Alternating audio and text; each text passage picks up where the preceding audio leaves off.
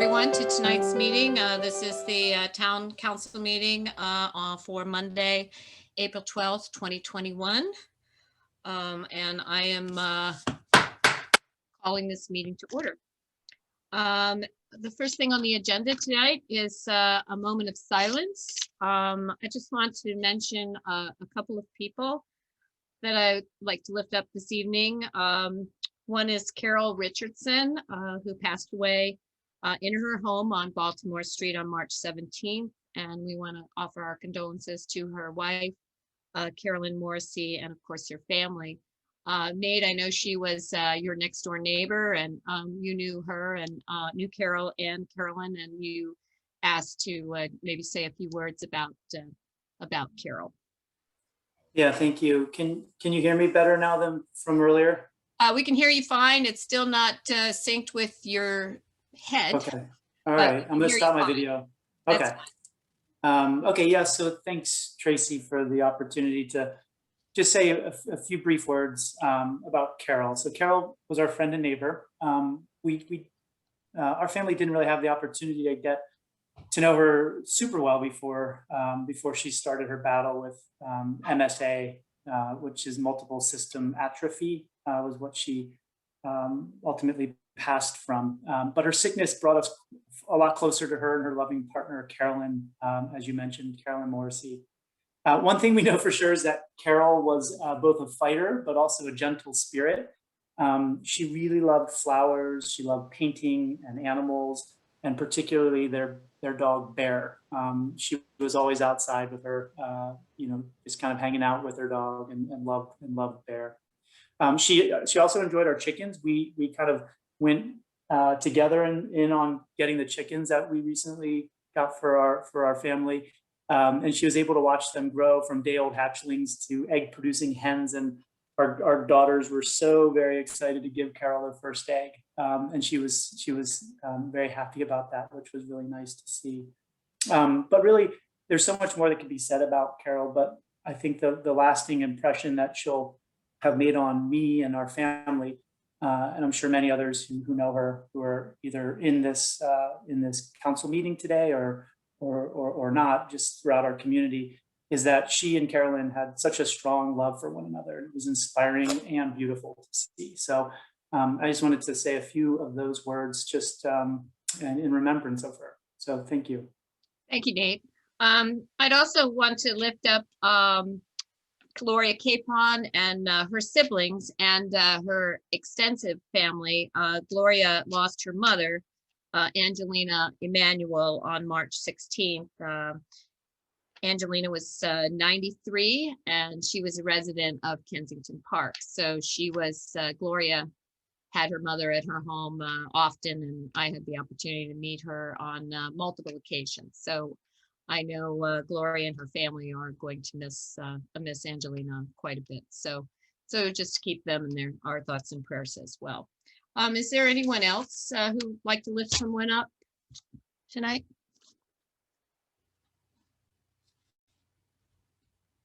Okay, I don't see hands, and none of the council is saying anything. So if we could just bow our heads for a moment.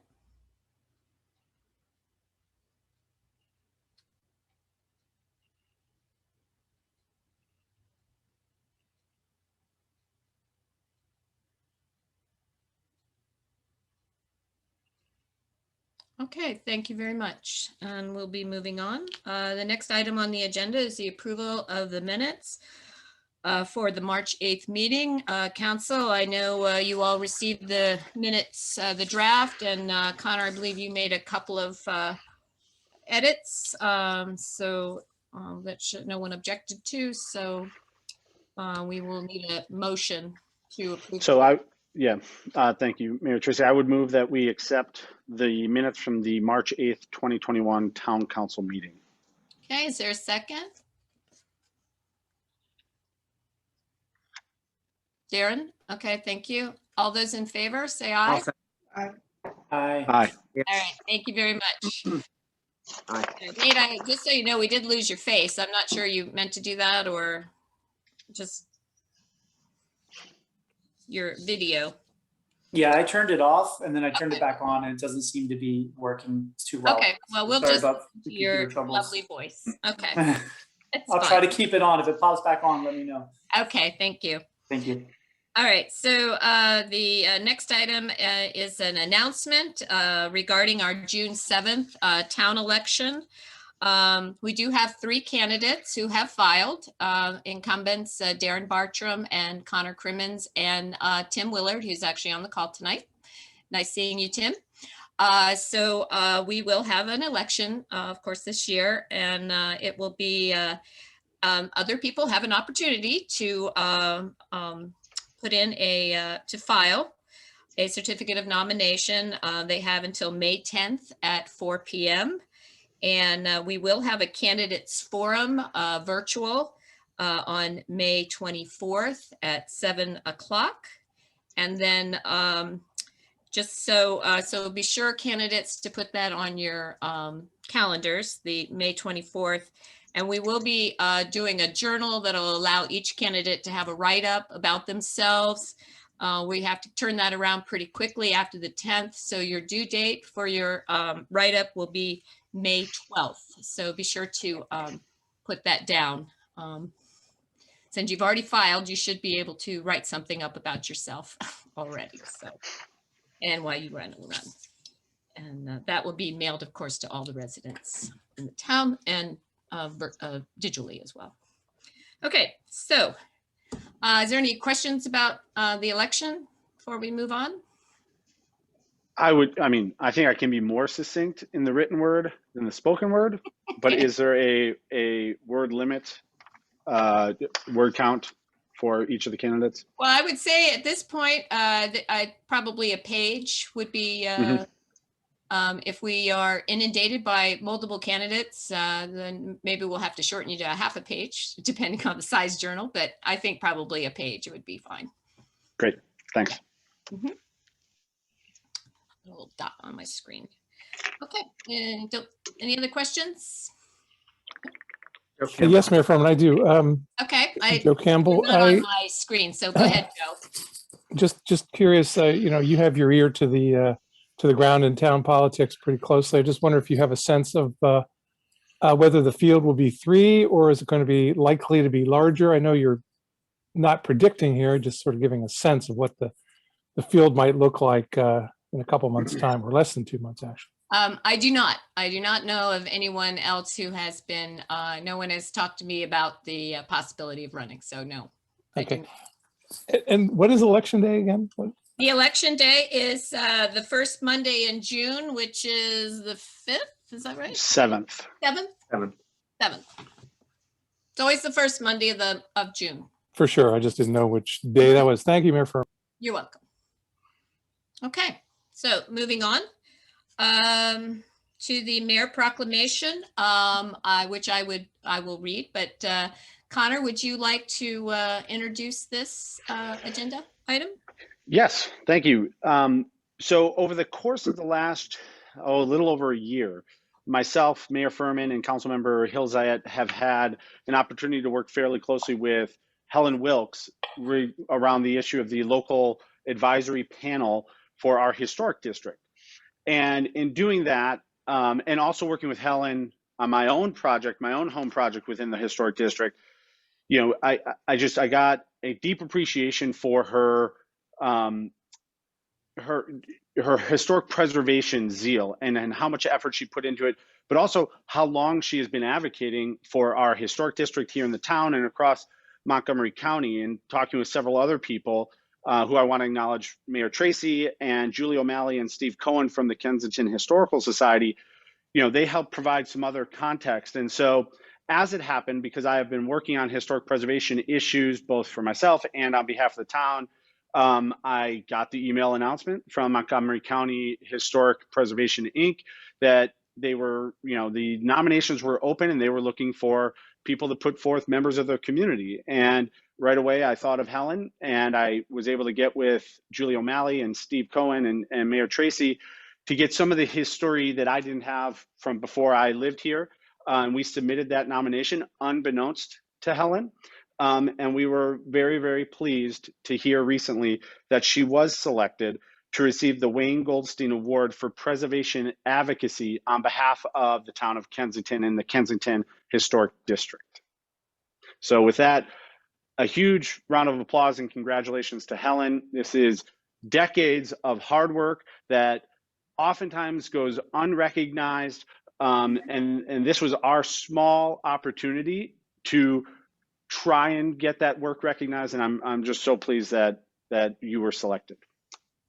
Well, let me just quickly read the proclamation. This is a mayoral proclamation that we put together, and I will drop it off at Helen's house tomorrow. And it reads, whereas Montgomery Preservation, the MPI, was incorporated in 1984 to create a unified block of preservation supporters that could act on behalf of the nonprofit sector, and whereas, wishing to applaud deserving owners and advocates, an award program was established in 1987. And whereas Helen Wilkes has been awarded the 2021 Wayne Goldstein Award for Preservation Advocacy in Kensington, Maryland. And whereas Helen has been a longtime advocate for historic preservation within the town of Kensington and Montgomery County. And now therefore be it proclaimed by the virtue and authority vested in me as the mayor of the town of Kensington, I do hereby deem in an honor and a pleasure to recognize Helen Wilkes on the 12th day of April 2021 for her outstanding advocacy in promoting historic preservation and receiving the Wayne Goldstein Award for Preservation Advocacy. Congratulations, Helen. Did you want an opportunity to say something? I know you have your husband and your looks like your children are on. So yes. Well, thank you to my dear husband and children for supporting me in all this, but I am not comfortable with this spotlight. First of all, I want to say that I don't like that spotlight at all, but I mean, I've been doing it obviously not for this glory, but I appreciate this glory very much, and I appreciate the award and the recognition from the town. Been doing the best I can to help preserve this wonderful town's character and historic character, which imbues to the entire town, as far as I'm concerned, and to keep Kensington great as it has been for our family and for everybody else. And if anybody wants to join the local advisory panel, which advises the Historic Preservation Commission, by all means, contact me or let Mayor Tracy or Connor know, because we can always use good people who want to jump on the preservation boat and help preserve this town's great character. Thank you. thank you, Helen. Helen and I have had long conversations. We don't always agree, but we do agree that this is a great town and that we definitely want to preserve our historic character. So we definitely are in agreement on that for sure. So again, congratulations, and I will drop off your proclamation to you tomorrow. Thanks very much. Thank you. So Council, do you have any other comments you'd like to make, or I'm good? Okay. All right. Well, thank you very much. And feel free to stay for the rest of the meeting. We have a lot of interesting things going on. I know, Helen, you'll want to stay on if you can. So moving on to the next agenda item, which is the Greenscape Committee, and I'll report on their behalf. The Clump Kennedy, our first phase of new plantings has started, and we're very excited. Our gardeners have moved some gardens around, and we've got new plantings coming in, and we have some trees, and we're very excited about getting the garden reorganized the way Bertha Klum had done previously, and get it back into good shape. So it is a process that's going to take a couple of years to do, and so we hope to do a second phase in the fall when in our new budget year. So and also one of the items that the Greenscape is committed to is creating a sense of place in all of our parks. If you don't know, we have a park on the north side of town at the corner of Wheatley and Pliers Mill. It's called Joseph's Park. It basically looks like a residential vacant lot. It's nicely grassed and there's trees and it's got a sign, but there's nothing going on there. So one of the residents on Wheatley had asked about what they could do with the park or with the property. And so we came up with the idea of a labyrinth, which is low maintenance. It would not be a heavy use for being so close to residential. So the Greenscape Committee is looking into that, and we'll get some estimates. This is probably not going to happen until next year, and there'll be opportunities for people to review the plans.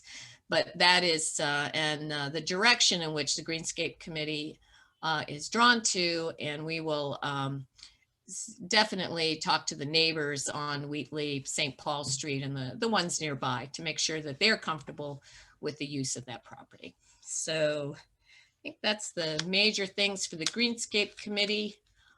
We will be meeting again probably the end of April or early May. So any questions? I had one. Is that Jody? Okay. Yeah. What is the background on Joseph's Park? I've always wondered when I walk by it. It's such a small little property that's never actually used. I'm trying to remember. I know the Joseph family is a name in the Kensington history. Matt, do you recall how we ended up getting that piece of property? I don't. I can check the records though. So. Okay. I can add a little bit of color to it, only because several years ago there was a suggestion of selling it off. It's basically a residential lot that was deeded to the town. There are no restrictions on its use. It was just given to the town. And so we have, as far as I can tell, fairly free hand as to what we do with it. Okay, Jody, does that answer your question? Yeah, I was just curious how the town got it and what its purpose is really, because it's not used at all. Right, and that's why we're trying to give it a purpose, but something that doesn't create a lot of traffic. And labyrinth is a sense of, of quiet, and, so I think that led to wanting to do it that way. And it provides open space for that part of town that on Wheatley Street. I know now that a large house has been built on Wheatley. They've lost, some open space in that area. Mm-hmm. Okay, thank you. You're welcome. Anyone else?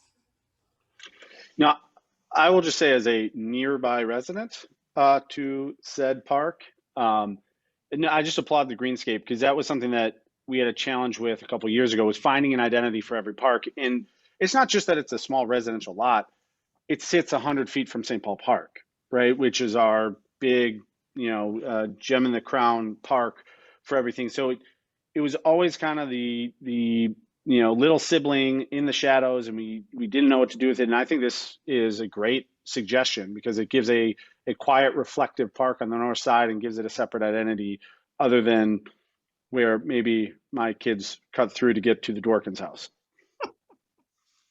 Well, they'll probably still be able to do that, but they might want to try to get to the center of the labyrinth before they go to the Dworkin's. So I shall remind them. So, okay. All right. If there are no other questions, we will move on. Let's see. Connor, do you have, Connor and Darren, excuse me, do you have everyone you need for the 10619 Connecticut Avenue? I am seeing, I'm just cruising through. I see one. I don't see them all yet. Okay. If we're able to come back to that. Okay, we can do that, because I know we were giving them an estimate of time and we may be running early, so.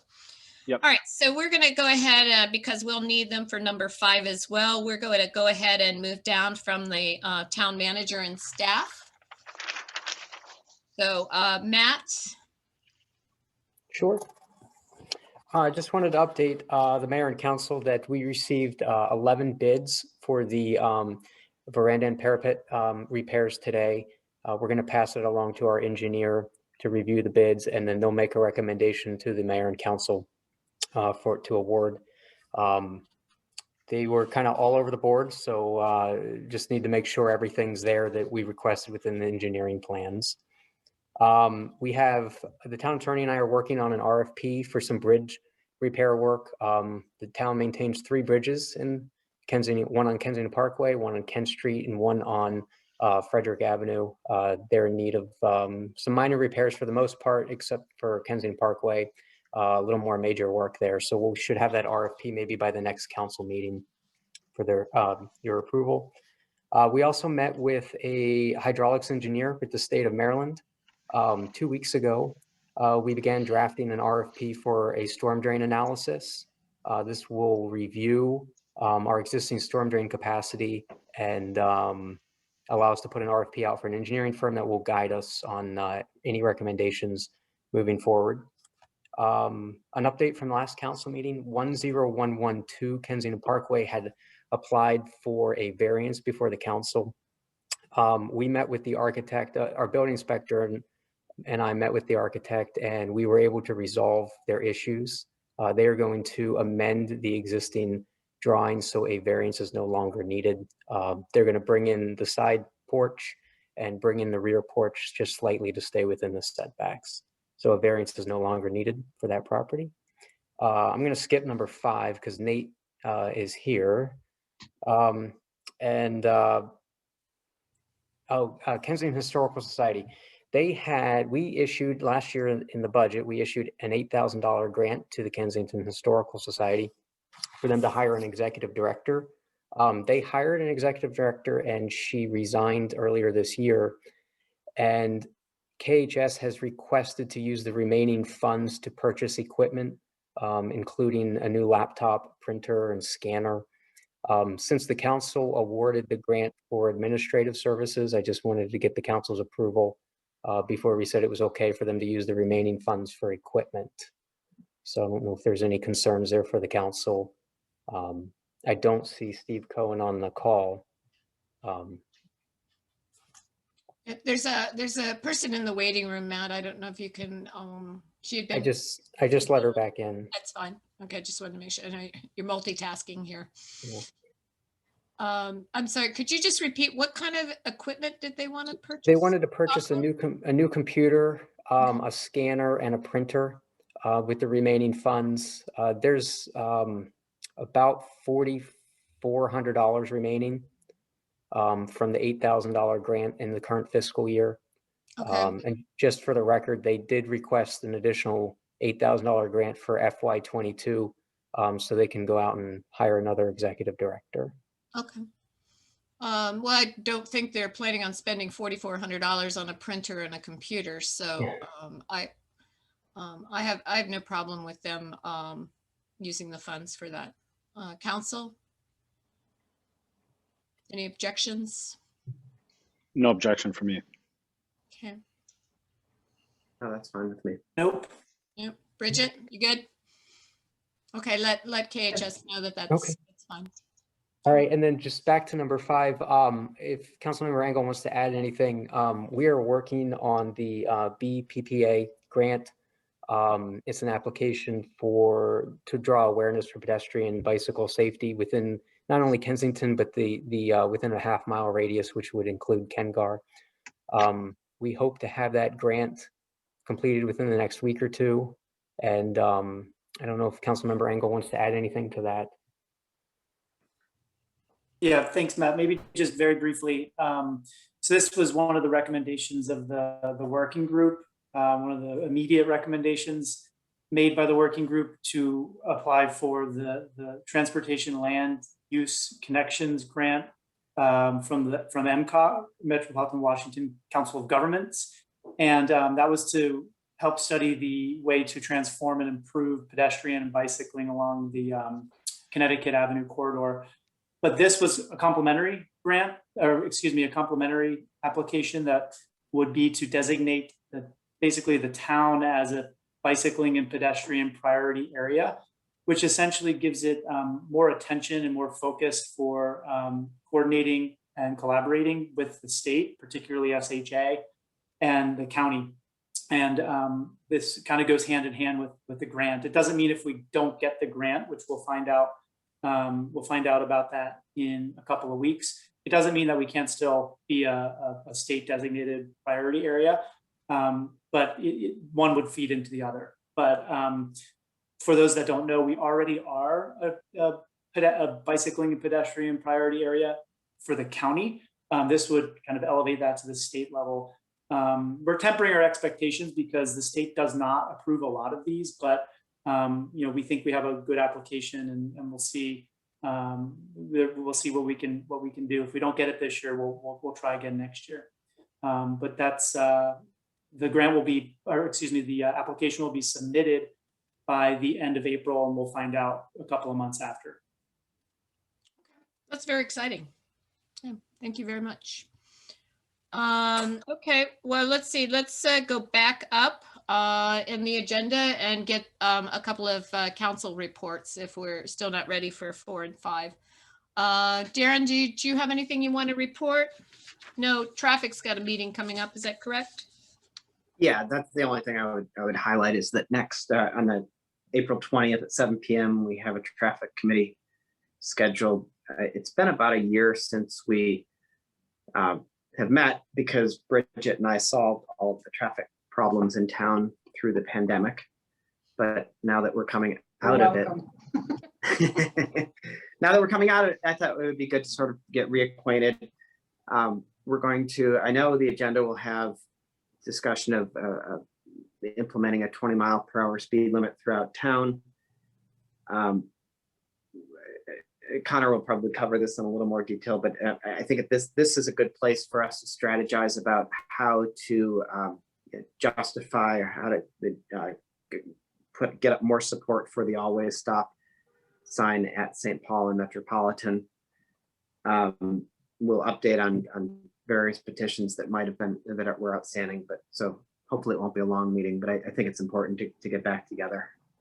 Okay, well, I know I've had an interest from at least one resident who was interested in the traffic committee, and I know we go by streets. You don't want like 5 people on like Diedrich Avenue where I live to be on the traffic committee. So is it possible to put out an email saying that we are looking for more people and kind of giving an area in which we really need more representation? Sure. We'll do that as part of announcing the meeting. Okay, and inviting, because anybody can go on the Zoom. You don't have to be officially on the traffic committee, but I think if that area particularly is available, that it's an opportunity to get familiar with the committee. So. Yeah, and we maybe more than any other committee kind of welcome public comment during it. It's normally a committee only discussion, but traffic issues, people have opinions, so we like to let them voice them. Well, I think if you're in a particular area that you live in, you become sort of an expert on what the problem is. So it's helpful to have their thoughts on a particular area. So sure, definitely. Yeah. Bridget, did you have anything you wanted to add? On traffic? No. Okay. Anything else you want to report or? Yeah, so I have an update on the rate case if you want that, and also on the charging station. Sure. Yeah, that'd be great. Okay, so we filed initial testimony on March 3rd, and then rebuttal testimony on March 31st. There's been a lot of interest in this rate case. Rate cases aren't exactly the most dynamic or exciting legal process. Yeah, it doesn't get that sexy, but this is like kind of unusual as far as what I've seen before. There's a lot of interest in this case, and some rather pointed questions from the PSC commissioners. So it's as good as it gets for a rate case. So we have one more round of testimony on April 20th. And then there's a 5-day hearing, and that'll start on April 26th. So, I think the first 2 days are going to be about the pilot program for the lighting, and then the rest of the time will be spent on the rest of the rate. So, there's that. We also put in an application for a charging station. They did not like our locations that we suggested. Really? Yeah, they didn't. Shocking, isn't it? Yeah. Because we used the train station and town hall? Yes, and they were, quote, not appropriate. So we're gonna have a meeting with them on the 16th, right now, or, sorry, Nate and I. And so we will report back.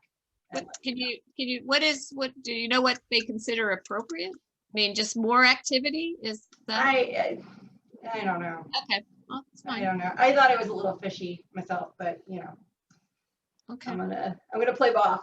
So there's that, and then the other thing is one of our neighbors, Brian Toms, needs a kidney, and so there is a kidney donation chain that we're trying to start. So if you email me, I will send you the link. He's an awesome guy. Be great if we could get him a kidney. We have a good town, so you know, I'm hoping some folks volunteer.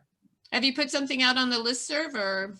No, because I feel like if I put it on the listserv, I'm gonna have to send it 400 times. I might as well just have like a auto respond that just Okay. does it for me. Right. Okay. All right. Good. Does anybody have any questions about the rate case? Out of just curiosity, Bridget or Nate, is there anything more that we have to do in this? Like, do we have more testimony that we're giving on the 20th, or that's just a filing date? We probably will have testimony to give. You know, what we're doing right now is trying to get as much information as possible. So like Pepco will say like, oh, we're doing this for you because it'll benefit you. And then we'll be like, okay, well, how does it benefit us? You know, like we're really just trying to get them to like say exactly why they're doing it. And so once we get that information and they respond to us, like we have to keep keeping up with that. So Okay. it's in our interest to continue on, and we're almost there. Okay. Perfect. I guess it's just not to prolong this because Pepco rate cases are exciting, but we have a fairly limited relief that we're looking for. And I understand to be, you know, we don't want to go first on LED conversions. And we thought about, I mean, is it even conceivable that we could just sit down with them and say, hey, you know, reassure us of this and we'll withdraw? But that's sort of the point of this, right? Like that, this is sort of the forum to say, here's what we want, here's why we want it. So maybe, but I don't think it's really in Pepco's interest to have like a parallel rate case, like an informal parallel rate case. I mean, anything is possible, Darren, if you want it to happen. No, look, this is my first rate case too. And it seems like at this point, I don't even know that we've actually asked for, you know, told them what we want. And we've written about how all of everything they're doing is unreasonable. Yeah, and I just wonder if it's like they a knew tango. that we were for a fairly limited relief. No, I mean, Okay. we talked to them informally, so I kind of feel like it's a bit of a dance that we just have to go through the steps at this point. And if we kind of decide to get fancy or creative, we could sort of mess it up. You know, I'll do whatever you guys want, but it might be more efficient and faster to just plow through at this point. I mean, we're already in April, so. Okay, Joe, I think I see your hand up. Did you have a question on this issue? Not on this one, Mayor Furman. I'm Okay. sorry. I don't think That's I put my okay. hand up. I think I may have been applauding for Oh, Helen, for Helen, okay. You're which still she ahead. deserved, by the way. That's fine. Okay, thank you. Nobody cares about my rate case. All right, well, does anyone have a question about Pepco rate cases that they want to ask? I'm not seeing any hands, so, okay, so we'll move on. Connor, did you have anything additional you'd like to report? Yeah, just two things. One is 0.5 from the council. That's the town retail and service business assistance. So the Montgomery County Council last week approved a new $1 million rental assistance program. I just want to make sure that our businesses know about it. This is intended specifically for businesses that rely on foot traffic. So in that regard, they have purposely excluded certain types of businesses that have already received aid under other numerous programs that the county has done with regard to COVID. So not medical practices, not professional services or religious organizations, they're or daycare facilities. They are focused on kind of the quote mom and pop type of retail shops that are heavily dependent on foot traffic and obviously have had a loss in revenue due to COVID because of the loss of foot traffic. So there's $1 million set aside. I know that's not a lot of money when you think about the sheer scope of the county. If our businesses choose to apply, and I forwarded this information off to the Kensington Business District Association, the grants can be up to $10,000 or 3 months of rent, whichever of those two is the least. To qualify, you need to be a Montgomery County business, either entirely within the county or solely within the county, or if you have multiple locations, at least 50% of your business needs to be, or 50% of your employees need to be from within the county. You need to have had less than $500,000 in annual revenue prior to the pandemic. And you have to be considered a service-related business that relied on foot traffic. So they're still coming up with the application. The Latino Economic Development Corporation is who's going to help run it on behalf of the council. So continue to just keep an eye on that. If there's anybody from our business community who is watching this at some point and has questions, feel free to reach out. And if I don't know the answer, I'd work to just connect them with the right resource up at Montgomery County. Well, if you can send whatever links or information you have to Carrie Ann, she can forward out an email. She's got the emails to all the businesses. Yep, there's I mean, this is fresh off of the agenda from last week, so they it's not yet put together, but as soon as it is, with the Latino Economic Development Corporation, they have the application site and criteria and all that. I will work with Carrie Ann to make sure it gets out there. Okay, because I mean, I think a lot of the businesses, particularly along Howard Avenue, would, and even at the Kensington Shopping Center, would probably qualify for foot traffic. Yes, agreed. Other than that, just to come back to a point that Nate started talking about, Darren alluded to it, they all kind of dovetail together. It's really this heartwarming story of how the actions and activities of multiple people within the town are working to improve pedestrian safety. Nate spoke about the bicycle and pedestrian priority area and getting that designation application in, and how we already are one, but we're really putting an emphasis on connecting our town by bike and pedestrian access, across Connecticut, across Metropolitan, across the train tracks, those things that kind of bifurcate our town. And just recently, I mean, there was a communication back from the State Highway Administration, and we have been working with them for years, where they acknowledge that the temporary all-way stop that is currently in place at St. Paul Street and Metropolitan Avenue, as a reminder that used to not have an all-way stop. It was only stopped for St. Paul, so Metropolitan traffic kept flying by, but it's a prime pedestrian area to get to the train tracks, to get to the farmers market, for commuters trying to get to Mark. And we've asked and asked and asked for some type of pedestrian control at that location and at Wheatley Metropolitan. And they just came back this week and acknowledged that they are willing to retain the all-way stop at St. Paul and Metropolitan. Now that means that the rapid flashing beacon that they had agreed to last year that was programmed for that, they would not have run both of those. I am strongly in belief that the four-way stop, the all-way stop, is exactly what we need. Since it's been in place on a temporary basis because of the construction at Solera Medina, it has drastically improved the pedestrian connectivity between the north side of town and across the train tracks, and made it unbelievably safer for people to get across, just because of the weird sight lines and the way the traffic goes through there. Now, we are still engaged with SHA that we don't want to lose the rapid flashing beacon at Wheatley and Metropolitan. But this is just one of those good news stories that it has taken, it's taken my entire time on the council. 4 years of constantly working with SHA. I know many of us on this call, Darren and I, have walked that corridor with SHA probably a half a dozen times, and finally it clicked.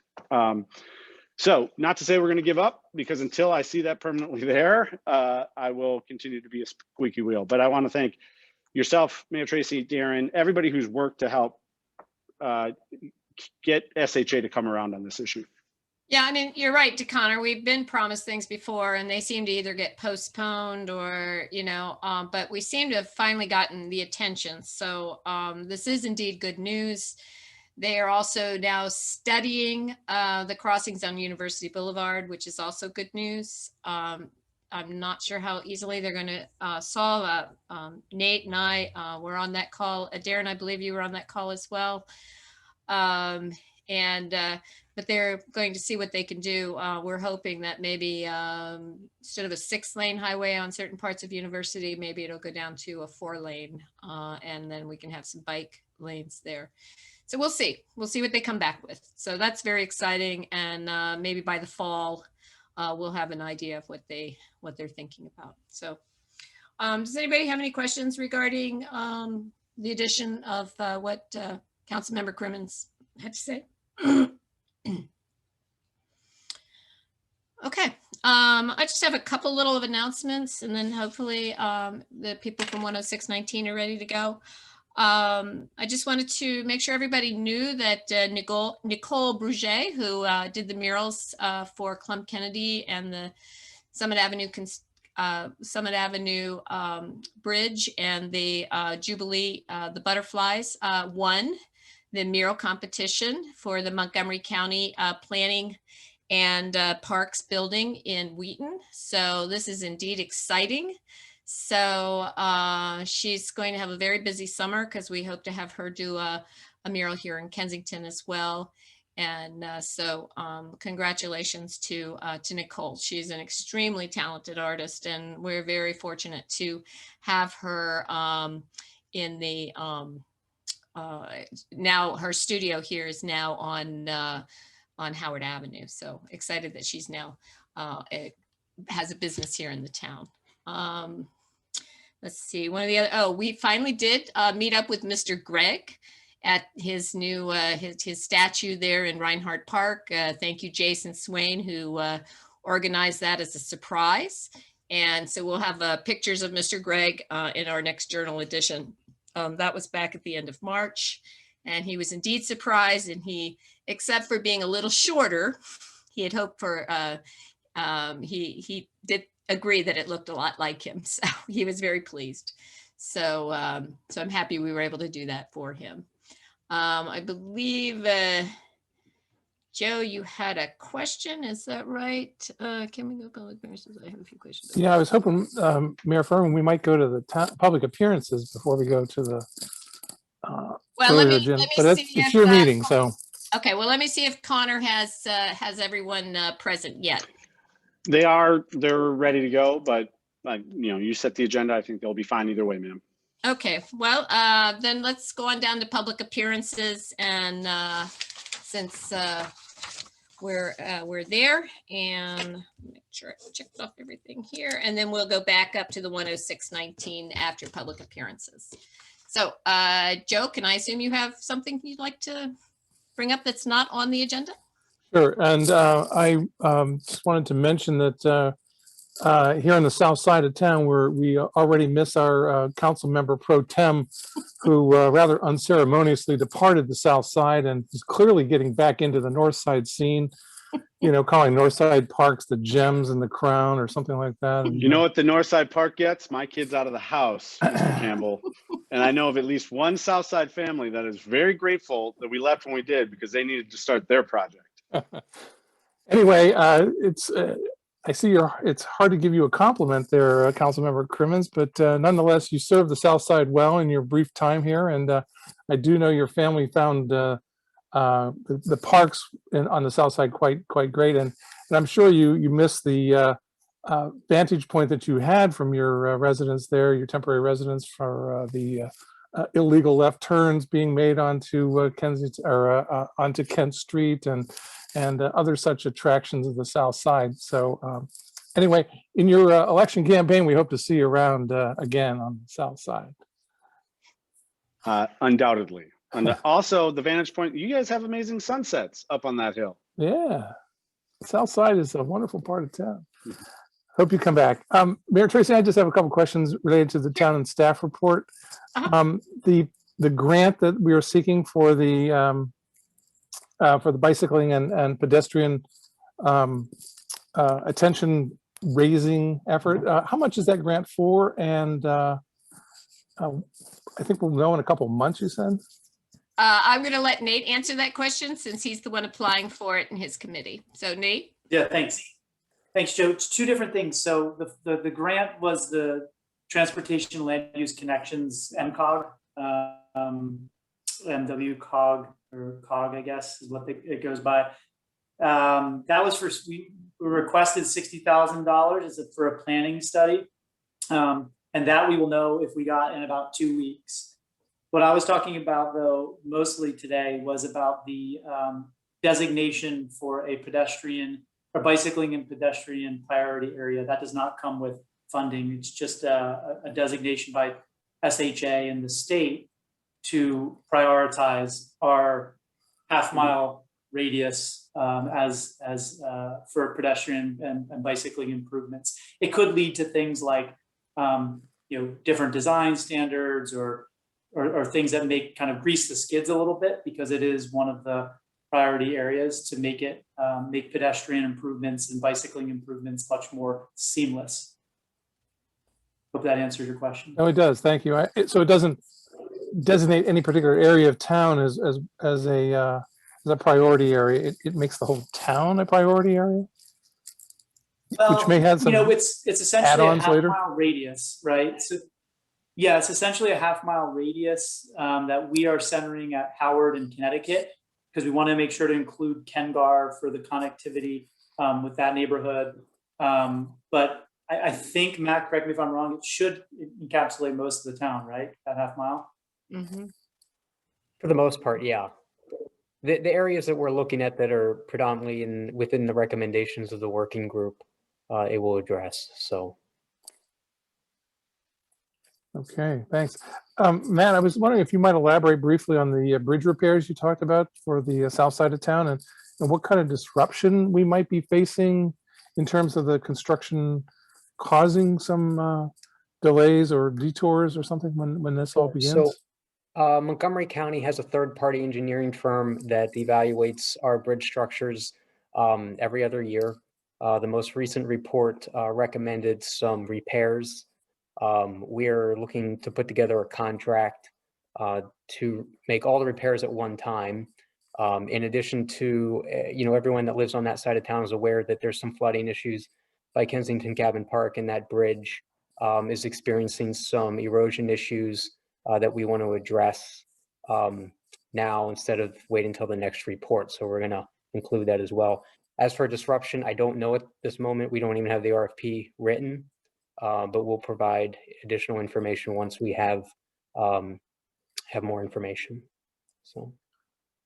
Okay, thanks. The storm drainage study that you mentioned earlier, I think you had said that that's going to be for the entire town, or is it just for a portion of the town? It will be for the entire town. We're actually going to break it out. We have what we refer to as the C line is the main storm drain system within the town.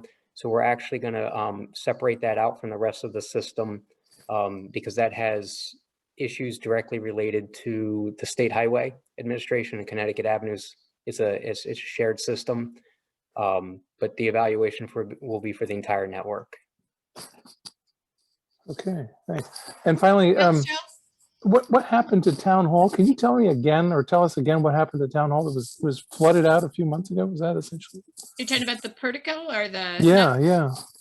No, the portico had nothing to do with water. I mean, well, it did in the sense of water got into the concrete and rusted out the bars and the stucco, and the roof collapsed, or the bottom collapsed. So it's being held up, shored up. So that's why we're having to replace it. That's over a long period of time, not a particular flooding issue. Okay. All right. Because it seemed like the yellow tape went up just a few months or so ago, and I thought there was a triggering event that led to that. No, that's when the ceiling fell down that we put the caution tape up and the shoring up. Anything else? Thanks, Mayor Furman. Nothing from me. Okay, great. I know we have 10619 here. Is there anyone else that has a question that they would like? Could I say something at the Yes. public Yeah. appearance before Sorry. you move on to that? What's Briefly? that? Okay. We have 2 meteor showers coming up. Okay. This month, April 22 and 23 is the peak of the Lyrid meteor showers. Be about 20 meteors per hour. There's a waxing full moon, which will make it harder to see the faintest ones. And May 6 and 7 is the peak of the Eta Aquarius meteor shower, which will be about 30 meteors per hour. And lastly, on April 26th will be a full moon, which is a supermoon. Great. Thank you, Jack. Thank you very much. Councilmember Hills Ayed has put into the chat the register to help Brian Thomas link for donor, for kidney donor screening. So you can get to the link there. Okay, anyone else have something for public appearances? All right, I'm not seeing any hands and I'm not seeing anything in the chat. So we will go to 10619 Connecticut Avenue. Connor? Yep, thank you. So the Development Review Board, I'll just give a report on this one, and then the project team is here to present. I believe Bruce Zavos from Zavos Architecture will be presenting. Matt will run the slides for Bruce and Emily and anybody else from the team. But our quick report out from the Development Review Board. The DRB met on March 18th with the development team from 10619 Connecticut Avenue. That is Connecticut and Pliers Mill Road. It's often referred to as the Huggins site. It's also where Hawkins is operating right now. The development team has also is marketing it as Kensington Crossing. So you'll hear, each of those terms possibly used to describe this location. The project team presented a retail-oriented presentation. It's about 6 retail spaces, a single-level retail center. We went over the architectural plans with them. I don't want to steal Bruce's thunder because he is going to present. At the end of that, we talked a little bit with the development team about next steps because they have not yet filed this plan with Montgomery County Planning. So this is at the very initial start of the project. The DRB was the first public engagement around it. Tonight will be the second. They did take feedback from the DRB. Some areas, we talked a little bit about architectural design and the quality of that design and the materials. There was some discussion around different things they might think about as they continue working through the development process. There were some areas that were also brought up, areas of concern around traffic, right? Connecticut and Pliers Mill is already a tough intersection point. So the ingress and egress of the property was of utmost concern. So there was a discussion around that, discussion over parking, because the county has a parking number that says it should be around 56 parking spaces. Their calculations, or at least what they're proposing, is less than 56. So they talked about potentially going through a variance process. They also did allude to the fact that they haven't even filed this yet. There's a lot of planning and processing that has to go through. So this project is, in development, pun intended, I guess. So I believe tonight, because where we ended things with DRB is a discussion on what the process moving forward is. They obviously are intending to file. I will let them discuss their filing plans. But I do believe what they are coming to the council tonight after presenting is to discuss a letter of support for the project at this initial stage. Pending any questions.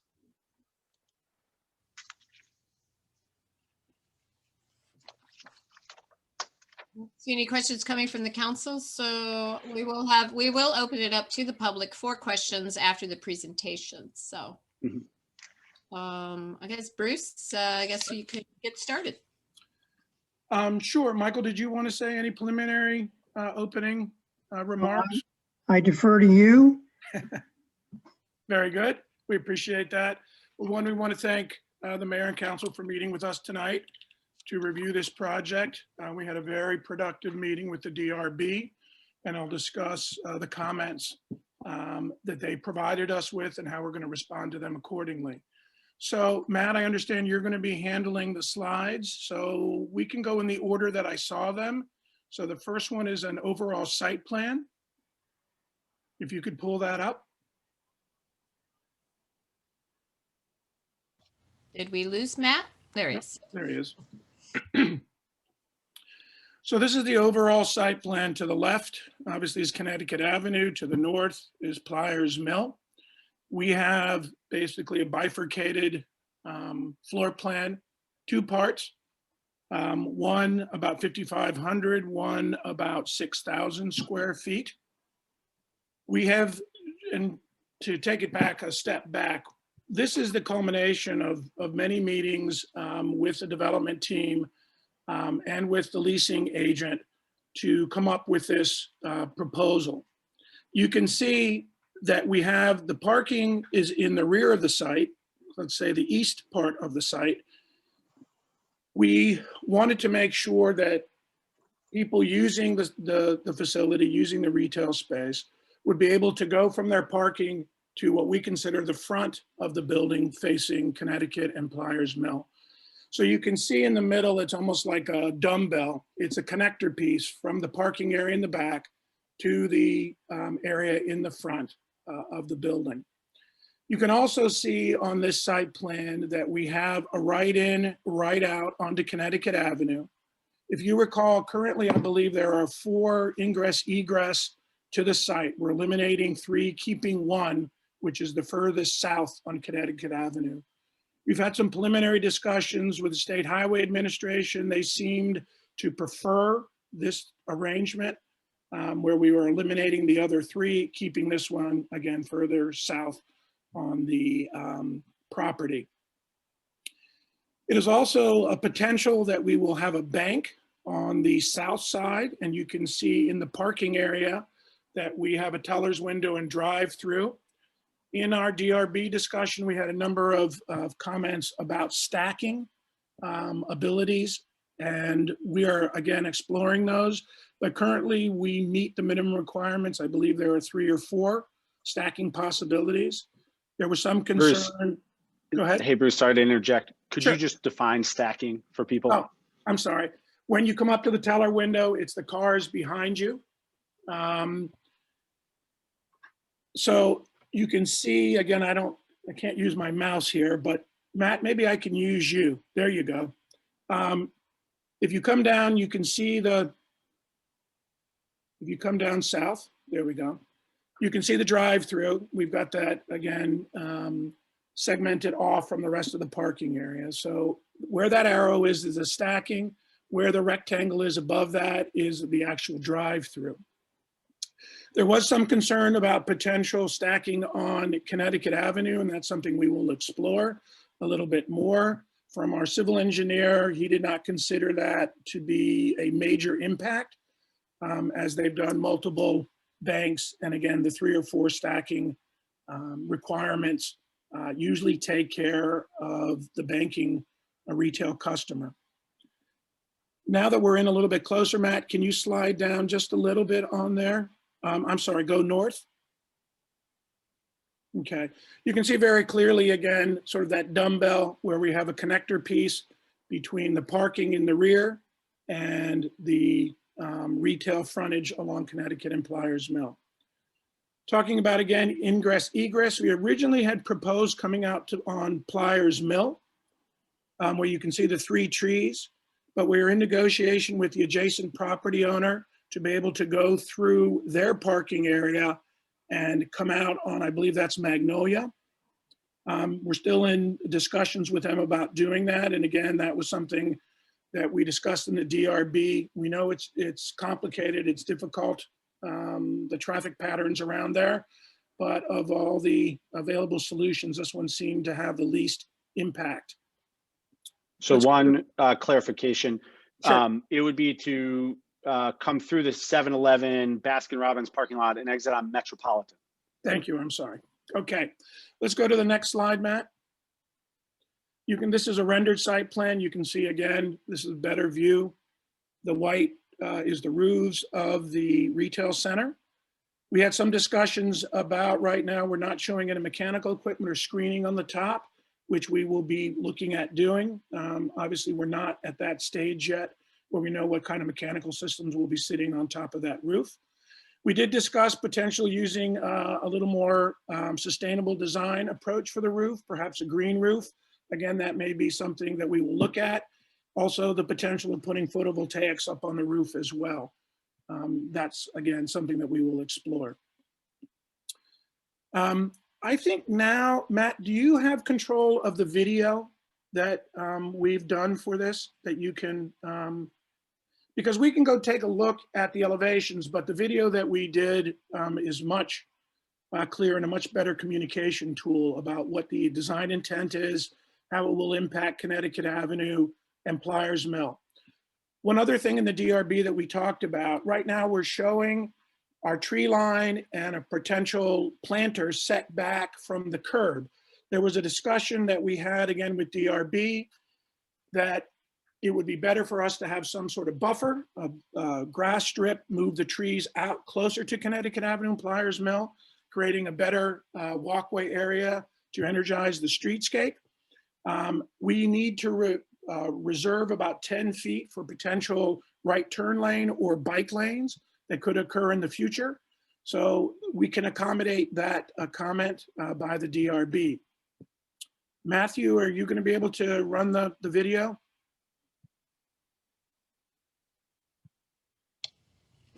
Matt, you're on mute if you're trying to. I'm trying to pull it up. Okay. Thank you.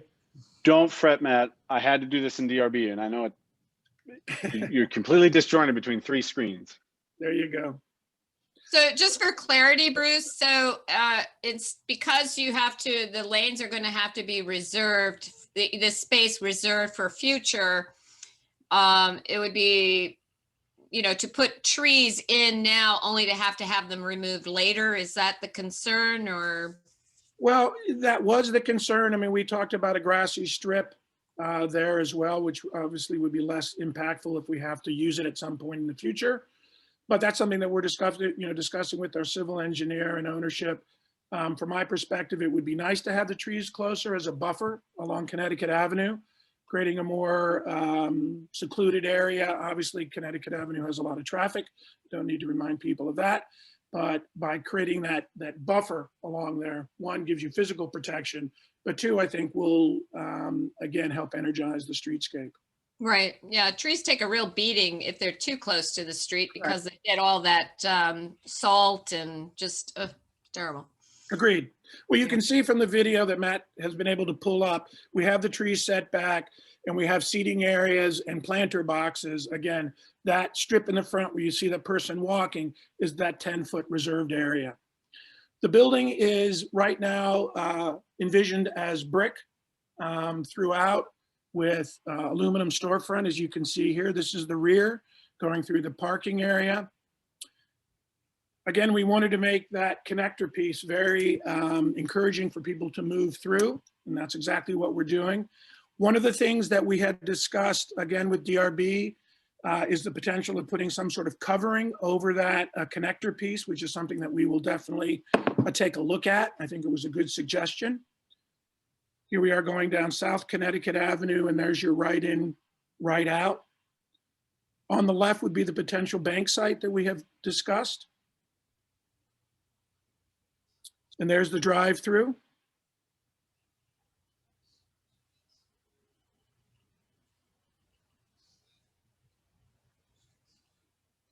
And then Matt, if you could pick up the other one, we do have a night video as well, which I think will give you some idea of the lighting that we have talked about around the site.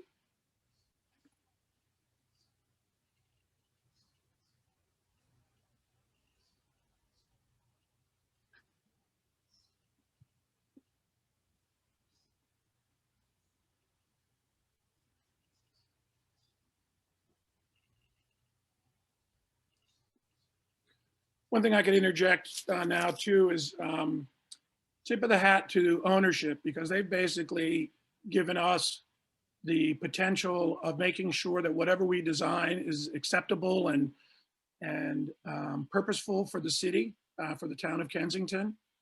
So it's not often that development teams give you that opportunity. So I just wanted to thank Michael and Alan for giving us that opportunity. This is an evening shot, of course, with our typical lighting, lighting of the storefronts.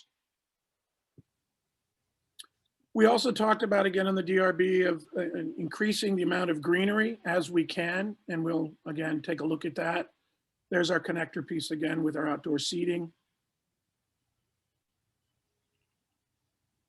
And you can see all the cars behaving themselves on Connecticut Avenue, driving the speed limit.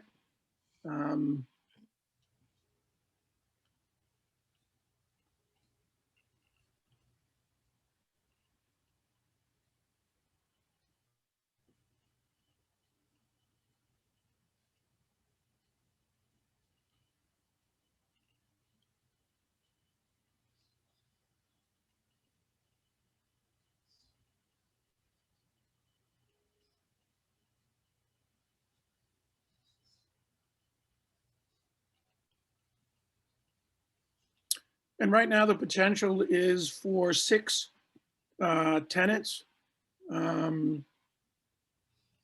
Also with the availability of a restaurant user, bank user, and then other retail.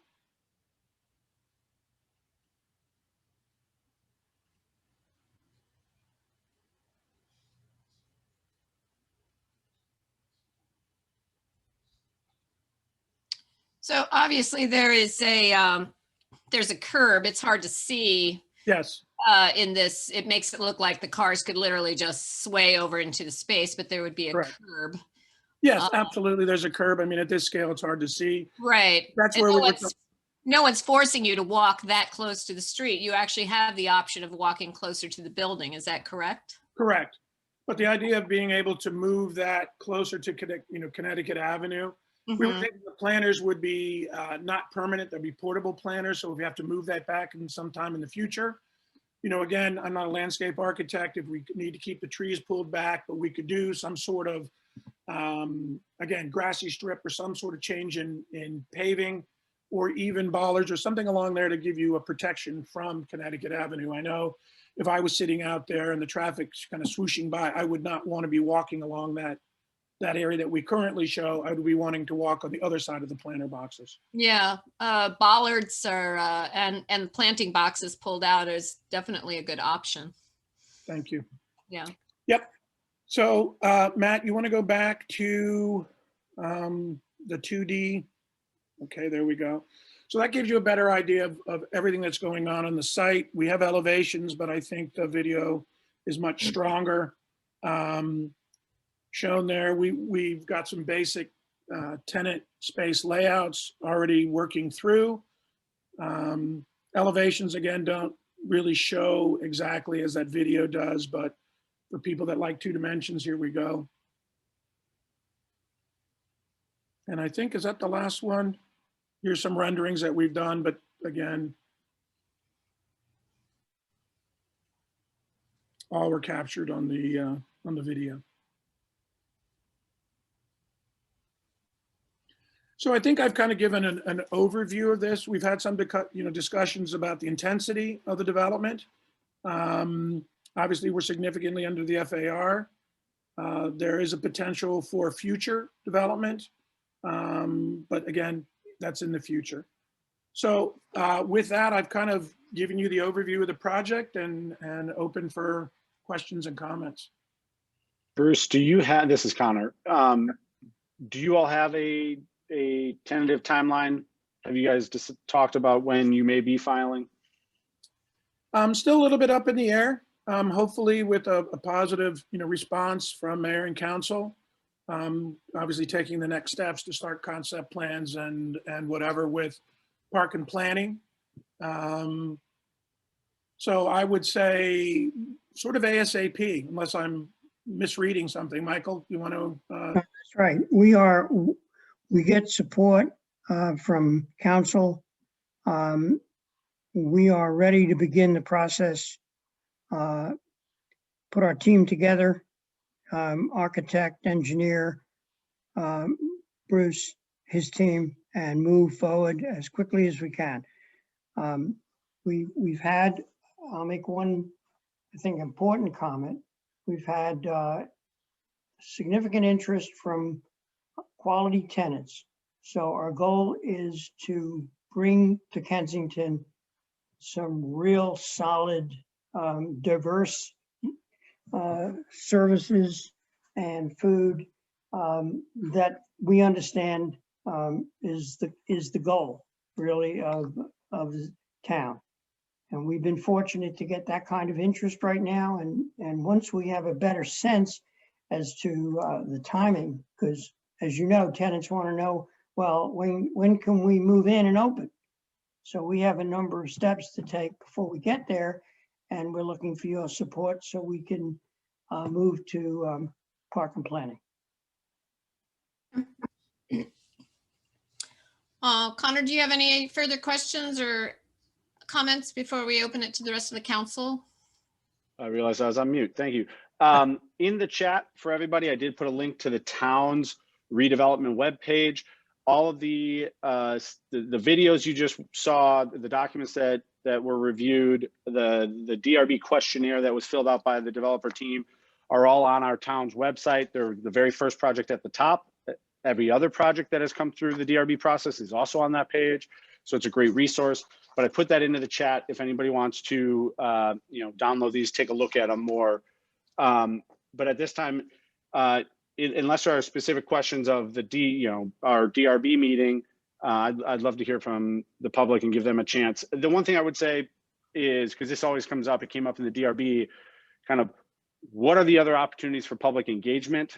Since the development team has not yet filed, once they do, there will be additional meetings that will occur.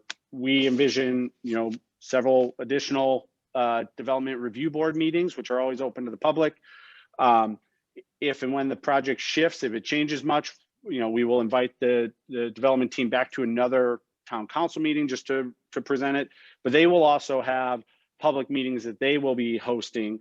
So there is opportunity for what we often refer to as the public process. And I just encourage people to partake in it as much as possible. If there's one silver lining to COVID and pushing a lot of this stuff into the digital realm, I hope it's made it easier for people to participate. I know sometimes the dinner time isn't the best, but we, the town, will continue to push out updates for any scheduled events of DRB meeting, our council meeting. If the developer is going to have a meeting, we will put that through our town announcements and work to put it onto the neighborhood listserv as well. Okay. Well, let me let the council have, if they have any questions, and then we'll go to the public. So Darren, you're co-chair of DRB. Did you want to add anything?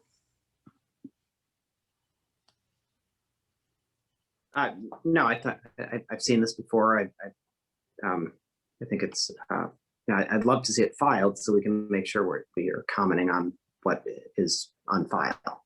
So that's Okay. the next step. Okay. Bridget, any comments? Nope. Nate? Yeah, I have a couple of comments. So thanks so much, Bruce, for the presentation. I was very encouraged by it. You actually mentioned two of the questions I was going to ask you, or referenced, I should say. So first of all, I don't know if you're in the earlier part of the meeting. I don't think I saw your name when I was mentioning the bicycling and pedestrian priority area designation that we're seeking, and then also doing the working group was recommending a grant application for studying the Connecticut Avenue corridor. So great to see that you're prioritizing pedestrians and bicycling. I think I speak on behalf of the working group in saying thank you for that. And then just that as you proceed in the process, I think it would be helpful to, depending if we get the grant and if we are designated as a priority area, to continue to work with you on how this property and this development can add to the improvements envisioned by the working group and by those processes. So thank you for that. I did just want to say one of the recommendations of the working group, we had 13, I think, in total. One of them was very specifically targeted at that intersection that you referenced on the pull out onto Metropolitan Ave, potentially using the adjacent property. And we saw it as a huge opportunity. And there are people on the working group who are far more versed in this than I am, in terms of traffic engineering and bicycling expertise and design and so on. But they, one of the recommendations was to, this was an opportunity to potentially redesign that intersection of Concord, Pliers Mill, and Metropolitan. And great to hear you're already working with SHA in these discussions. But I would just, just a plug to encourage you to please see if there are opportunities to think of it in a new way, not maybe just trying to see what SHA is recommending for you to do. That's the kind of least disruptive option, because you're developing the site. We could really transform it. It's horrible geometry. It's very confusing. There's not any signaling or signage for pedestrians. There are near misses all the time if you walk or drive down that area. So, I think it's a significant opportunity. Just encourage you as you go through the process to seek that with SHA and working with us, obviously, as well. And then the last thing is, it was really encouraging to hear that you're thinking about solar and a green roof. So I would also just encourage you to please to strongly consider seeking LEED Silver designation. I know that you have in your application or questionnaire to the DRB, the IGCC code that you'll follow, which is the basic requirement of the county. But the LEED Silver designation is a step up. And I think if you're seeking the solar panels on the roof and other environmental design, you could get the LEED Silver, and I would strongly encourage that. So just want to say thanks for the presentation. Looking forward to seeing that develop with those conversations in particular. So thanks. Thank you, Nate. Yeah, we'll consider that, absolutely. I mean, we're very much focused on sustainable design. My firm is, so those are things that we will definitely take under consideration. Thank you. Great, thanks. And just so you know, the Knowles Manor apartment that's being built on Knowles Avenue, they're actually installing solar on top of their building.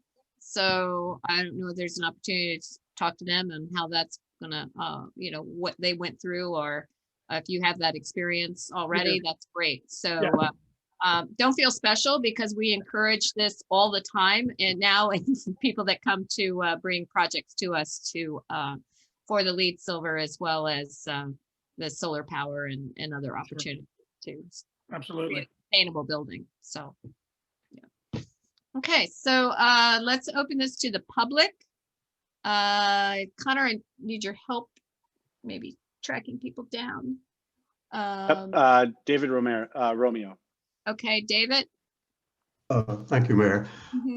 In the nighttime animation, it looked like some of the storefronts and the trees were illuminated. And I was wondering, is the plan for lighting to have just downward pointing street lamps, or are there any plans for ground-based upward pointing lighting?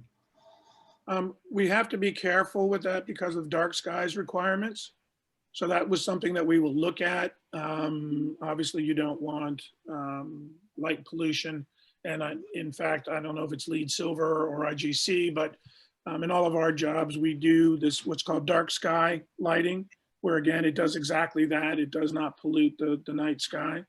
But I think if we can get some ground level to emphasize the trees or the landscaping, I think it would be a nice feature, again, to enliven the streetscape at night. Great. Thank you. Jody Krieger. Jody, go ahead. Hi, thank you. I'm very happy to see this property being developed. But I did have a couple of concerns. I'm wondering why you're committing one of the 6 spaces to a bank.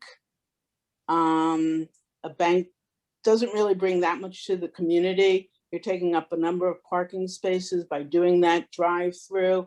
And so I'm wondering why you're doing that commitment. And my second question is, why are you not putting in a second floor? Well, I'll let Michael talk about the first one. I'm not involved in the leasing arrangements. We did look at putting a second floor. However, the economics did not make sense. Unfortunately, the cost to put the second floor plus to provide accessibility versus the leasing rates that we were told through our leasing agent did not really make it a viable option. So we did look at a second floor throughout. Unfortunately, the economics just didn't work properly. Okay, and the bank commitment, I mean, because by putting that drive-through in, you're committing to a bank for the life of this building.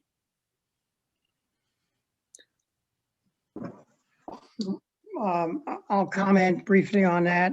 We are deferring to our excellent leasing team, H&R. A bank, if we were to bring a bank in, we haven't executed any leases yet at all on the site, obviously. It would be a community bank, and we focus on what it brings to the community. We'll be discussing it at length and evaluating it. And there's also economics, obviously, because this is a difficult site and has to be a viable development. So we have to look at all the candidates for leasing and try to put the best team together. And one other comment on a bank hours usually end, if I'm not mistaken, around a little beyond mid-afternoon. So there's no longer a parking concern at that point when perhaps restaurants and some other uses become more popular. So it does help potentially in the parking.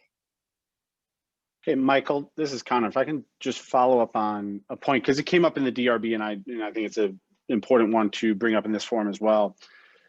You know, one of our concerns about the drive-through was that we would never want to see it used for fast food, right? So Jody's question is, oh, if you're committing to a drive-through to the bank and the bank were to go away, I mean, I think there's a concern of what could possibly take over that space and use the drive-through. And in the DRB, your team committed, and we would record this in a declaration of covenants that the drive-through would never be used for fast food, for a restaurant concept, for, even if we worded something like other than a bank. And let's say a bank did leave, as I just did a huge house project, addition to my house. If you don't need the drive-through, I imagine you could just take it away and increase parking, or take it away and make another use of it on the property, correct? Correct. And you make a very good point. You should know there would be, if we were to open it up to a fast food, with the drive-through, because that's what they want today post-COVID, we would have tremendous demand, and it wouldn't bring the quality of tenant that we're looking for. So we are in complete agreement, and our goal is not to we would not open that, I'll say it absolutely, we would not open that drive-through to a fast food. We're going to have one drive-through, and that would be targeted to the extent a bank leases that space. It would be targeted for the bank. Next question, Jen Bodette. Hi there. Sorry, trying to get off mute. Thanks, everybody. This is a great presentation, and I'm very excited to see that corner show some movement, and that there's going to be some development there. I wanted to actually, Council Member Engel already brought up the point about the traffic and the use of that intersection of Pliers Mill and Metropolitan. So I really just want to reiterate what Nate had said, that I think it's an excellent opportunity to take a look at that intersection. I don't want to belabor the point because it was already said, but I do want to emphasize it. Beyond that, I do want to also bring to your attention that parking lot that goes that belongs to the property that has the 7-Eleven and the Baskin Robbins. It's heavily used. There's a lot of pedestrian activity there. There's a lot of traffic that occurs backing in and out of spaces. It's just not really well designed. If that's going to be an area that's going to also be a place where cars go in and out, obviously that has to be taken a look at. I want to make the point that that property, I don't know much about, who owns it or who maintains it, but the parking lot is not well maintained. There are a lot of potholes and it's just very difficult to walk around in there. No sidewalks or anything like that. So I don't know if your proposal includes a closer look at that particular piece of property and pedestrian improvements and just overall improvements to that particular lot. So that's one point I wanted to make. Yeah. Sorry, I don't know if you had a response to that. Yeah, to answer that, yes, we're definitely going to be looking at that. We realize that it's not a great situation as it currently exists. And again, in the DRB, there was discussions about, again, extending the streetscape along there as well. So those are all things we will take a look at. Obviously, it's in the best interest of our development to make sure that as much as possible, we can have, a convenient ingress egress there. So we will definitely be taking a look at that. Okay, thank you. And I just had one other quick point to make with regards to the aesthetics and architecture of the building.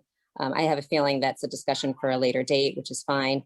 But I don't think it's too early to state, which I tend to say whenever there's a new development. I think that, a well-meaning developer who is proposing a design is going to be looking at architecture around in the local area to see what fits in. My concern is that every time that happens, there seems to be, a thought that a boxy brick building is what Kensington wants because there is so much of that already. And I'd like to just, at least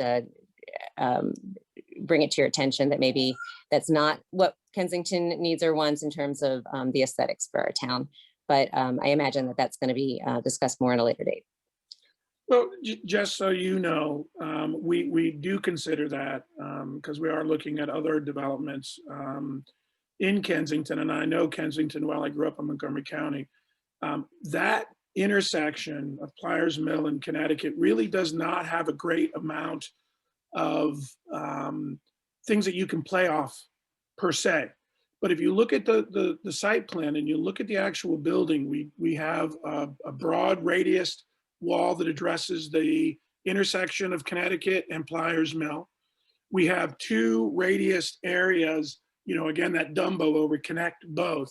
So again, what I would consider is an articulated box.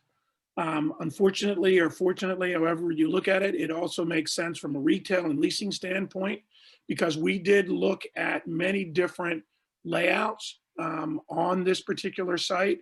And so what you're seeing is sort of the end of a long process, but we will definitely take that into consideration and look at it again. So that's my response initially, but again, we will have more discussions on the aesthetics as we move forward. Great. Helen Wilkes.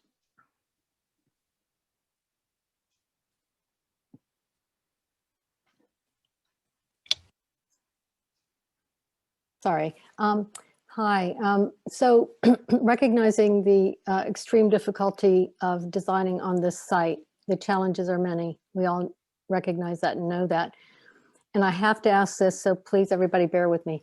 But there is in the gas station that exists there an example of Googie architecture, which is mid-century modern. And in the telling of the history of the town of Kensington, it could potentially be such a fabulous example that tells the story of the romantic automobile age that exemplifies a time in Kensington where unfortunately it resulted in the cutting of the town in two by a highway. But at the time, It was a very exciting, space age was there and in the picture, and the romance of travel. And those are represented in that style. Now, the building that's there is ugly and dilapidated. We know that. It's not ugly architecturally if you accept in the continuum of architectural history. I'm sorry, I'm an architect, but in the continuum of in the telling of the story, taking the long view of what is historic preservation, it would be a wonderful piece to have there and incorporated. And so I'm wondering whether you all ever considered taking that building and maybe moving it somewhere else on the site, incorporating it as a centerpiece and developing along with that. Look at the TWA terminal up at the Kennedy Airport, the terminal where they incorporated a major development behind it and showcased the terminal in order to tell its story better. And anyway, I have to ask that. It's not my only question, but first question. We acknowledge that I actually like that style of architecture. But unfortunately, the economics don't really present itself such that we could keep that building and do, a development that would meet sort of the development criteria. Not necessarily highest and best use, because I'm not saying that, but to make a viable retail center for potential tenants, it would create a lot of difficulties. Understood. Yeah. Find a great chef and get a great restaurant there, and then put all the development behind it, and then parking in between. But we can talk later if you want to. Yeah. On the second question is, I have difficulty understanding why 2 stories might not work. One of the most viable aspects of the previous proposal for self-storage had to do with an arts center that I think most people agreed would be a wonderful use, and there seemed to be a whole group of people that were ready to move in. If they were given the opportunity. So if you had a viable tenant for a second story, wouldn't that make it viable?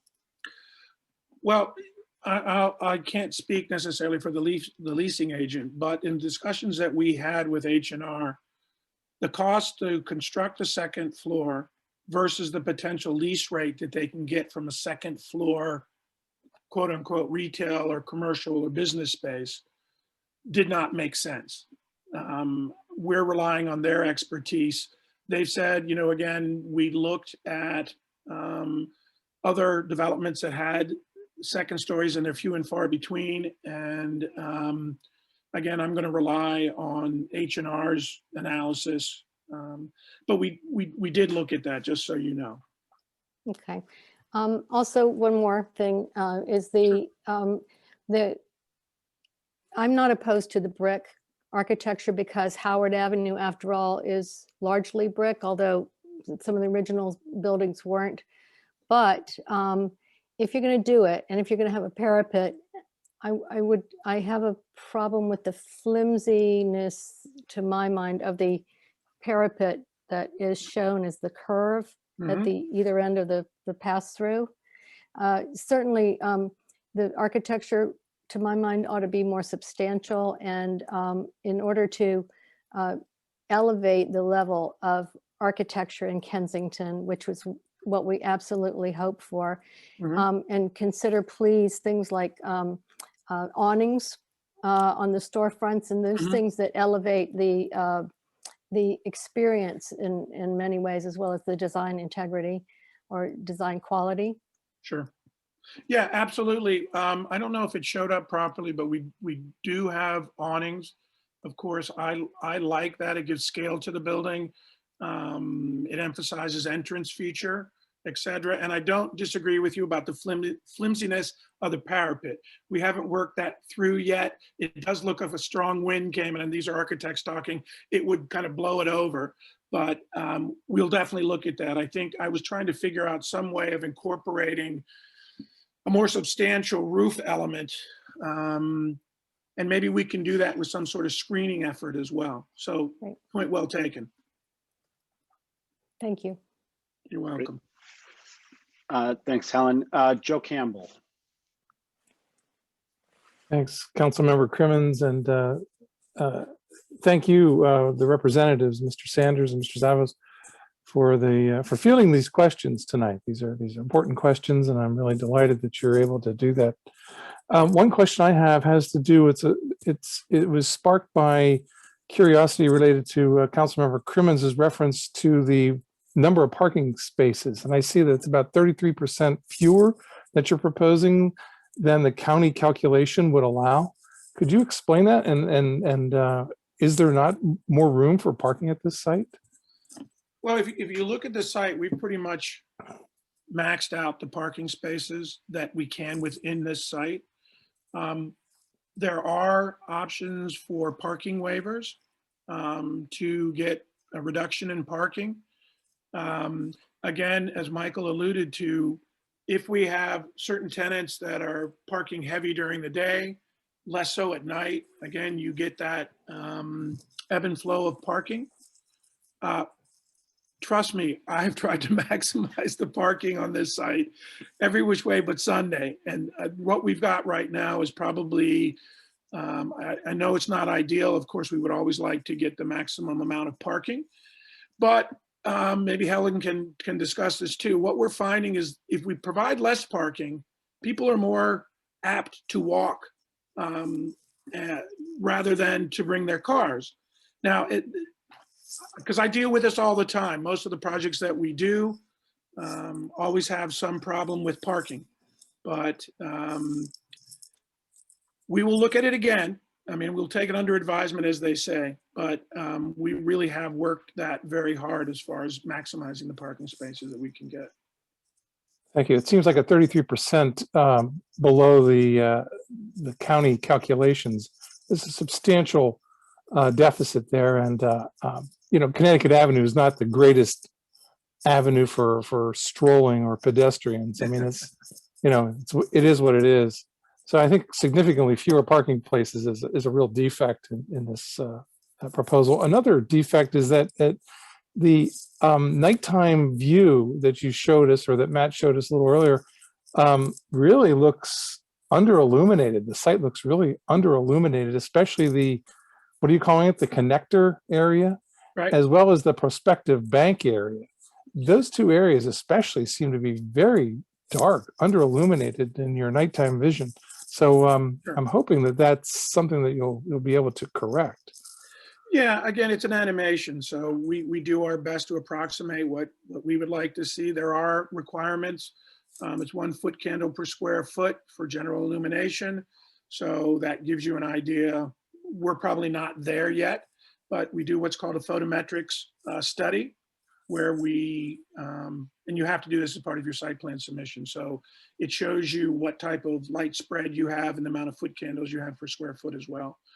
Some of the lighting that we will be looking at too is more strategic lighting, again, to bring people's focus on certain things. So point well taken. Well, I think safety is the concern I'm hinting at here, and you know, under illumination at night for a connector area that you're describing there seems to be potentially raising safety concerns. I can guarantee you that we will not be under illuminated down the line. We will make sure that security and safety obviously are paramount. And also, I'd like to underscore the importance of LED certification. I think silver is a worthy objective here, and I was glad to hear you mention that you'll be looking at that, and I hope you Yes. look at it seriously as something that, you know, the townspeople and town council very interested in seeing. No, we will absolutely be looking at it very seriously. Thank you, Councilmember Crimmins. Yeah, Joe, one comment I'd just like to make is one of the co-chairs of DRB, you know, we have been following very closely what Montgomery County Park and Planning is doing, because they are going through the Thrive 2050. I know you've been on several of the past town council meetings, so you've heard me talk about it. I won't go into too much detail, but why we're tracking that so closely is, you know, that is the guiding document that future sector plans and master plans would be built off of. And the county projecting out for the next 30 years is making a real emphasis and push toward reducing parking. Mr. Zavos made a comment that reducing parking, they believe, will reduce people's appetite to drive to locations, but rather to have this, what they call this 15-minute radius, where you can walk and bike to everything you need within 15 minutes.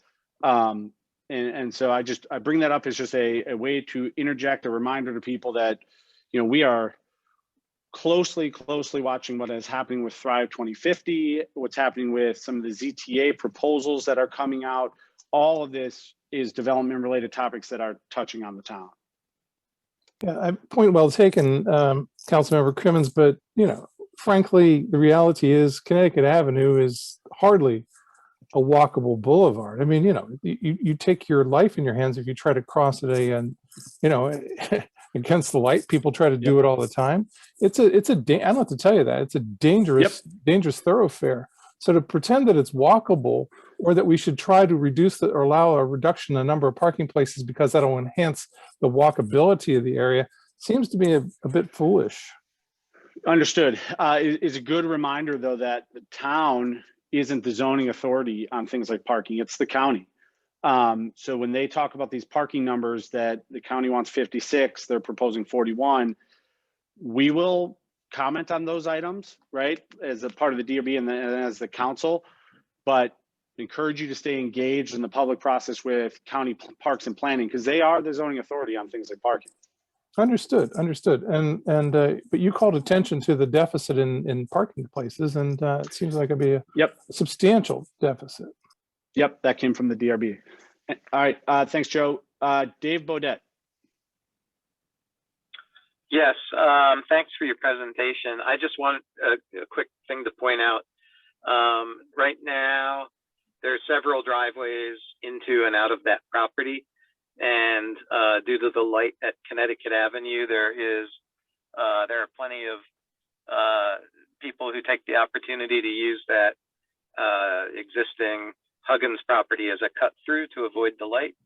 And so I would just, if you're going to be connecting Metropolitan with Connecticut in a way that avoids the light, it's just something to consider in your parking lot plans, and that if you do look at redesigning the intersection. Good point. Thanks, Dave. Jack Gaffey.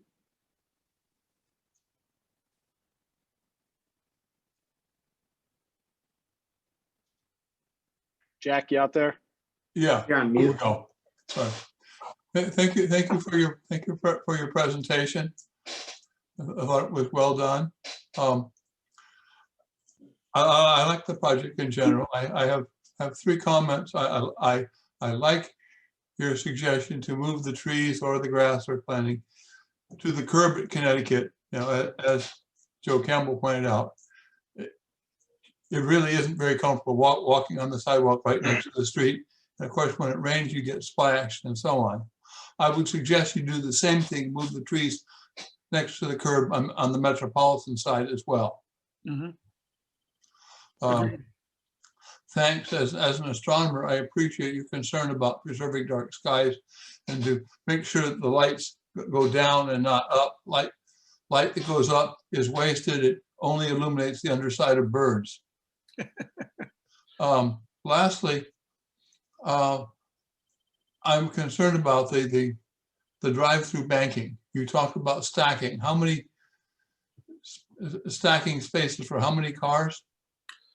I don't remember the exact, I think it's 3 or 4 cars. There's a minimum requirement for stacking, and but go ahead. Okay. I just think that isn't nearly enough. I bank at the drive-through bank at the Wells Fargo Bank in Wheaton Plaza, and there are 2 lanes that go around 3 sides of the building. One which has a window into the bank, and the other one has a pneumatic tube that sends your things in and out. And many times that's full. You don't want to go there on a Friday afternoon. So I think it would be good to have two accesses to the bank, a window and a pneumatic tube on the outer one, and have 2 lanes to approach it, so that you can stack more cars. we'll take a look at that again. That's been something that we've been working through, struggling with, trying to get to the optimum solution. I'm not sure there is an optimal solution. So it might be a compromise solution, but the Wells Fargo Bank was brought up in our DRB discussion as well as a potential, something to take a look at, and we will do that. Okay, there's also the drive-through at the M&T Bank on Howard Avenue. Mm-hmm. I suggest you look at their traffic too. Absolutely. Thank you. Thanks, Jack. Karen Faley Craig. Hi, thanks. So I'm a newer resident of Kensington, moved here with my 4-year-old twins. And I wanted to echo some of the comments earlier about thinking about the bicycle and walkable access to the site, as well as the use of the site. I think when I think about that whole area, you know, we're currently a 1-car family. We want to remain a 1-car family. We frequently walk to that intersection with our young kids. I would love them to be able to safely walk there on their own when they're preteens and teenagers, and be able to access that area by bicycle. I think that the design is really good, and I know that there's a lot of conflicting information, but obviously I think the future is going to be a lot less car dependent. And the more that we can make our community sustainable, and what I loved about Kensington and the reason that I moved here is because it already has a lot of the features of a community that can support itself by providing access points to shops and restaurants and community gathering places that are all within a walkable, bikeable commute from people's homes. So I think that those types of community features should definitely be emphasized in this development. I also agree with some of the previous statements that while a bank might make financial sense, having some sort of plan for the bank to go away and the drive-through option to also go away is important, because personally, as a younger person, I can't tell you the last time I've been inside a bank. I don't even, you know, it occurred to me the other day that I haven't been in an ATM in ages. Nowadays, I just swipe my phone to buy things, and I can certainly imagine a time where even getting cash is going to seem like, I don't know, keeping a rotary phone or a landline in your house. So I think that we want to be designing any of our new opportunities for businesses to move into the community for the future generations that are coming here, and the values that they have important. So I like the idea of green roofs and solar panels, and embracing that lower carbon footprint by embracing a development that does not focus on drivable options. I hope to see Connecticut Avenue one day be a walkable and bikeable avenue, because it does connect us to the city. Thanks. Thank you for your comments. Absolutely. I think, you know, you got to start somewhere from my perspective, and this is an opportunity to make it a little bit more walkable. Again, with the suggestions that have been made about making it a little more secure along Connecticut and Pliers Mill. You know, again, we keep talking about the bank as a tenant, but if they go away, it's very easy to remove that drive-through and convert that back to parking. So, you know, again, as far as that goes, it does give the development team flexibility in the future. I don't see any more hands. It's 10 of 9. I want to make sure everyone has an opportunity to ask their question or make a statement. So, but I do want to move this along. I appreciate Michael and Bruce's time here tonight. So, so we'll give a kind of a last call. If you have a question that is maybe new, we'd be happy to hear from you. There are, as Connor said, this is at the beginning of what is a process, can be a very long process depending on how the planning moves.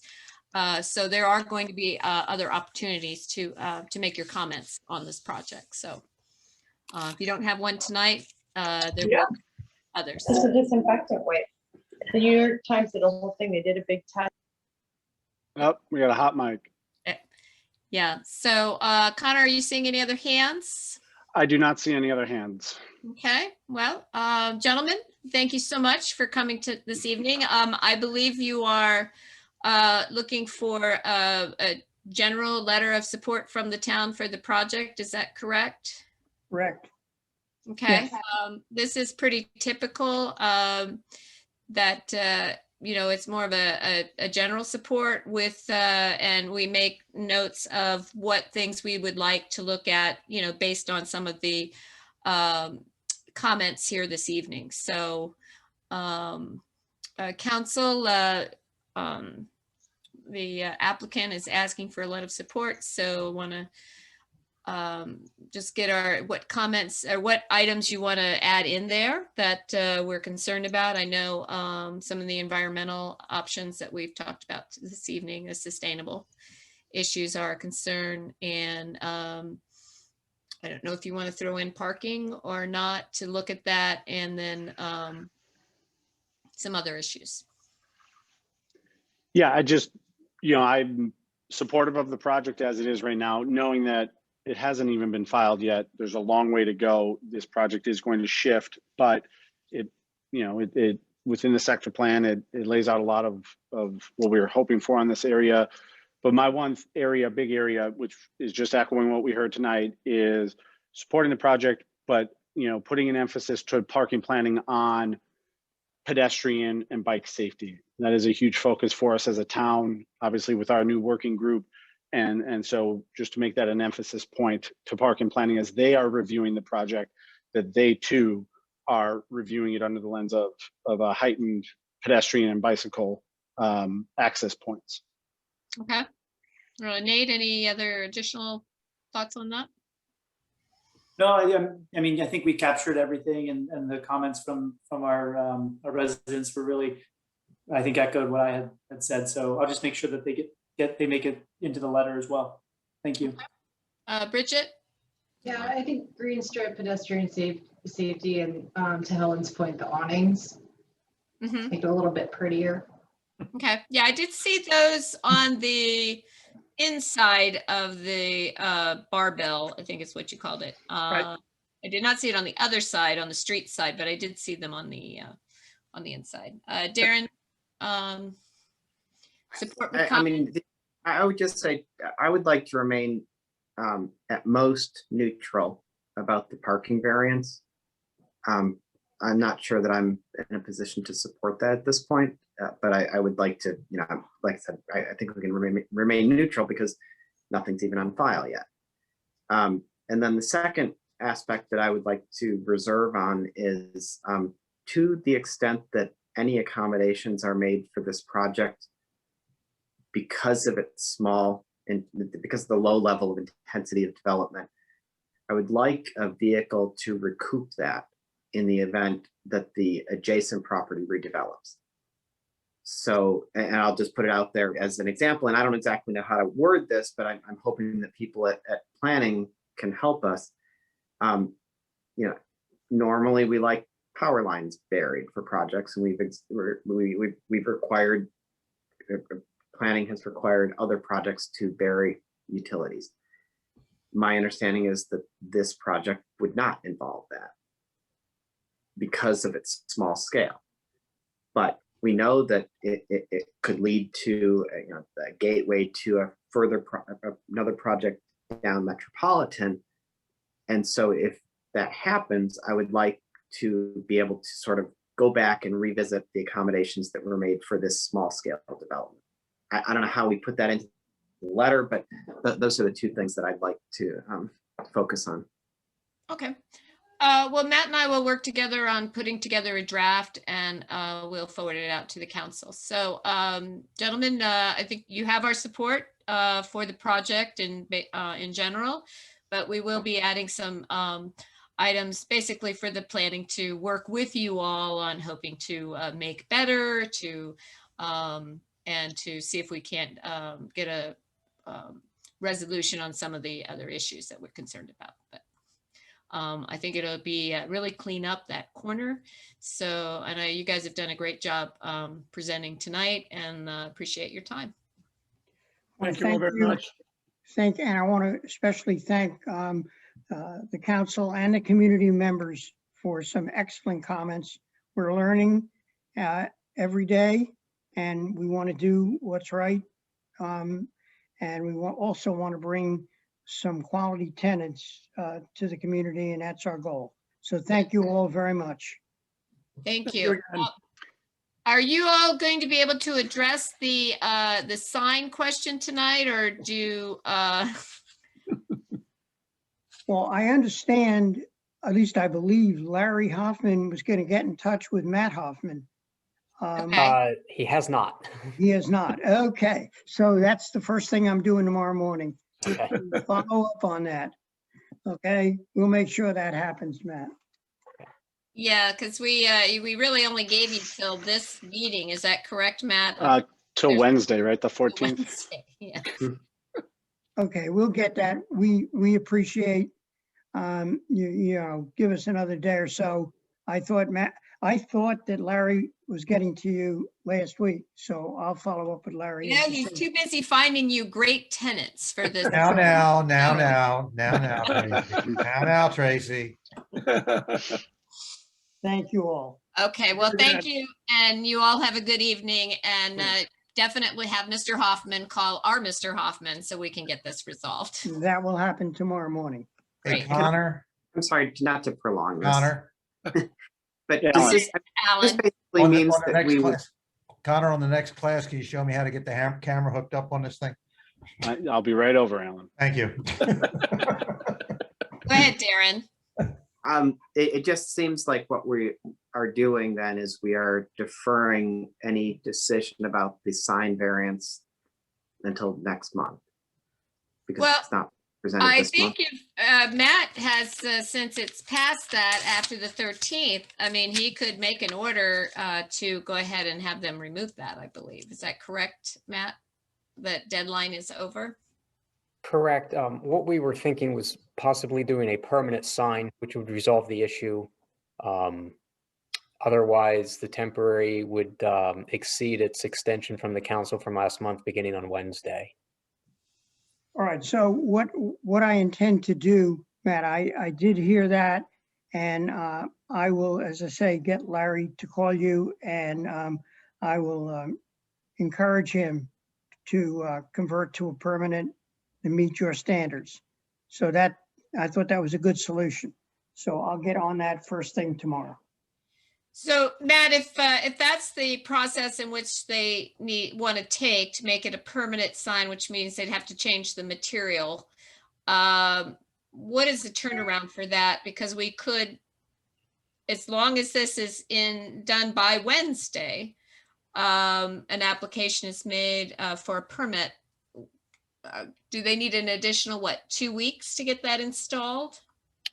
By the time you go to a sign contractor, get it designed, get it up and everything, you're probably looking 2 to 4 weeks. 2 best case scenario, 4 worst case scenario. I mean, the council could, approve it through the next council meeting with the understanding that a permanent sign structure is going to be put in place. And I don't mind letting Matt and Tracy use their enforcement discretion to, as long as people are progressing in good faith, not, bring the heavy hand of the law down, that we don't need to do it formally. I just think that as long as there's a progress being made, then that's fine. Well, that's what I want to see before Wednesday, that Mr. Hoffman has applied for a permanent sign and is moving forward with that. Mike will be on him first thing in the morning. Okay. We thought we thought he had already, like Mike said, we thought he had already contacted him. It was already in that motion forward, but Mike will be on him tomorrow. Okay. All right. Well, thank you very much. And as you said, we'll be hearing from him tomorrow. That'd be great. Okay, good. All right. Any council, are we done on this? Ready to move on? All right. Yep. Well, thank you very much, Alan, Michael, and I think Bruce is already closed out and headed for bed. Good idea. Right. All right. Thank you all. All right. I just want to make one quick announcement. I finally saw a scout. I wrote this down somewhere and I don't remember where I wrote it down, but Troop 439 is, we have some scout members here tonight or who have been here. They are getting their communications merit badge. So I just want to recommend, recognize that Troop 430, members of Troop 439, which are based at St. Paul's United Methodist Church here in Kensington, has been on the Zoom tonight, working on their communications merit badges. So, so thank you to Troop 439. All right. So let me find my agenda. So we have done public appearances. I did not get a chance to ask Susan, Matt, do you have anything else you want to report before we move on to ordinance resolutions and regulations? No. You're good? Okay. Thank you. All right. So Matt, do you want to start with number 1? Sure. Ordinance number O-02-2021, an ordinance of the mayor and council of the town of Kensington for fiscal year 2021-2022 FY22 is before you this evening for a public hearing. Each resident in the town should have received a postcard stating the public hearing is this evening. And council and public received the budget ordinance, detailed budget, and also an overview from the administrative staff. Okay. So council, do you have any comments before we open up the public hearing? Mine is just a note of thanks to Susan and Matt on the kind of the overview of the budget, this document. For people who don't like to look at numbers and see spreadsheets and try and understand what every little thing means, no, budget documents aren't the most exciting thing. It's only 10 pages, but I thought this was a really good encapsulation that helped to break down the budget and CIP very clearly. So a lot of time and effort went into it. I thank you both for all of that energy. I think it helps make everything a little clearer. I think it's better than rate cases. Quite honestly, I thought it was good reading. Oh, burn. Low blow, Tracy. I know. Sorry. I'm just trying to lift up the staff. No, they literally, this is a great document. I really appreciate the effort that went into it. I think it really tells the story and makes things much clearer for people. So thank you, Matt and Susan, for the effort you did to put into that. Really appreciate it. Bridget, Darren, or Nate, you have any other comments you want to make before we open it up to the public? No? None for me. No, as you know, Tracy, I was expecting not to be here, so Matt answered all my questions last week when we met, so I'm good to go. Thank you. Good. Okay, well, if you have a question from the public, please raise your hand. Sure, Mayor Furman, I'd like to add 2 quick things. Since we introduced the budget and then after meeting with the council members, there's 2 items we'd like to include thus far that we did not have in the introduction. We're proposing $10,000 for consulting fees directly related to the Development Review Board, possibly hiring a planner to look at certain projects to help with the staff. The other request is $1,500 to the Racial Justice Committee out of community grants. So those are 2 items that would need to be added to the budget that were not in the introductory. Okay, thank you.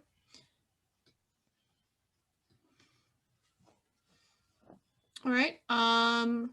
So this is the opportunity for the public to ask questions about the budget. And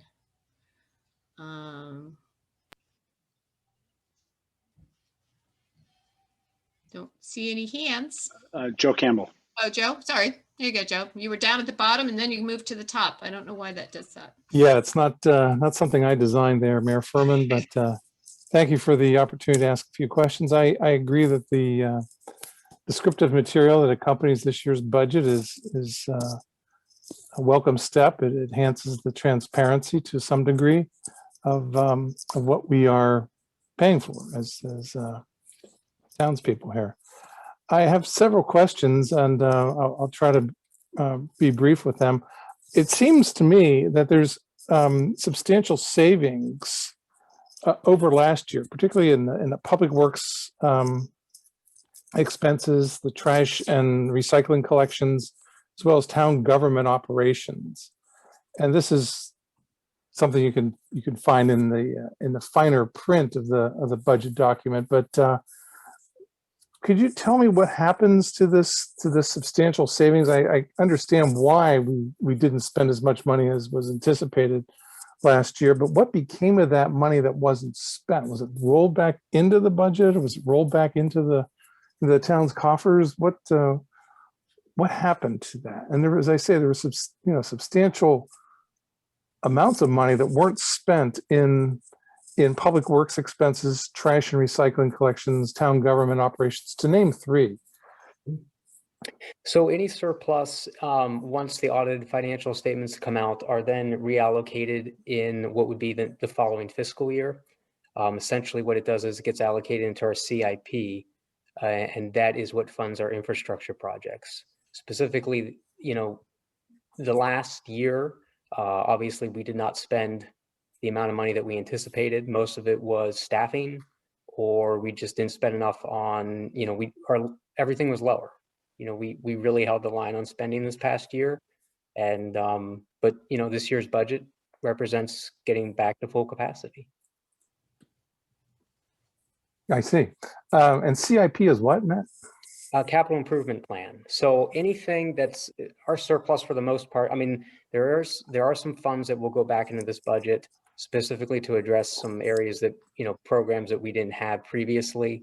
For example, we're updating our permitting system, which is, a cost that we didn't anticipate. So that will take away part of the surplus. But for the most part, it goes into CIP, which the infrastructure program is what is going to allow us to take care of our bridges. It's what's going to allow us to repair the veranda and portico at Town Hall, do the stormwater drain analysis, pave and mill our streets, possibly purchase land in the future for a new public works facility. So the infrastructure of the town is what is, the surplus provides the money to support the town. Okay. Thank you. On page 8 of your descriptive material, the FY22 salary schedule, frankly, this is hard to read with the orange and blue bars. I can't determine exactly what factors would decide the maximum and minimum amounts that we're paying town officials, the town manager, code enforcement officer, and others.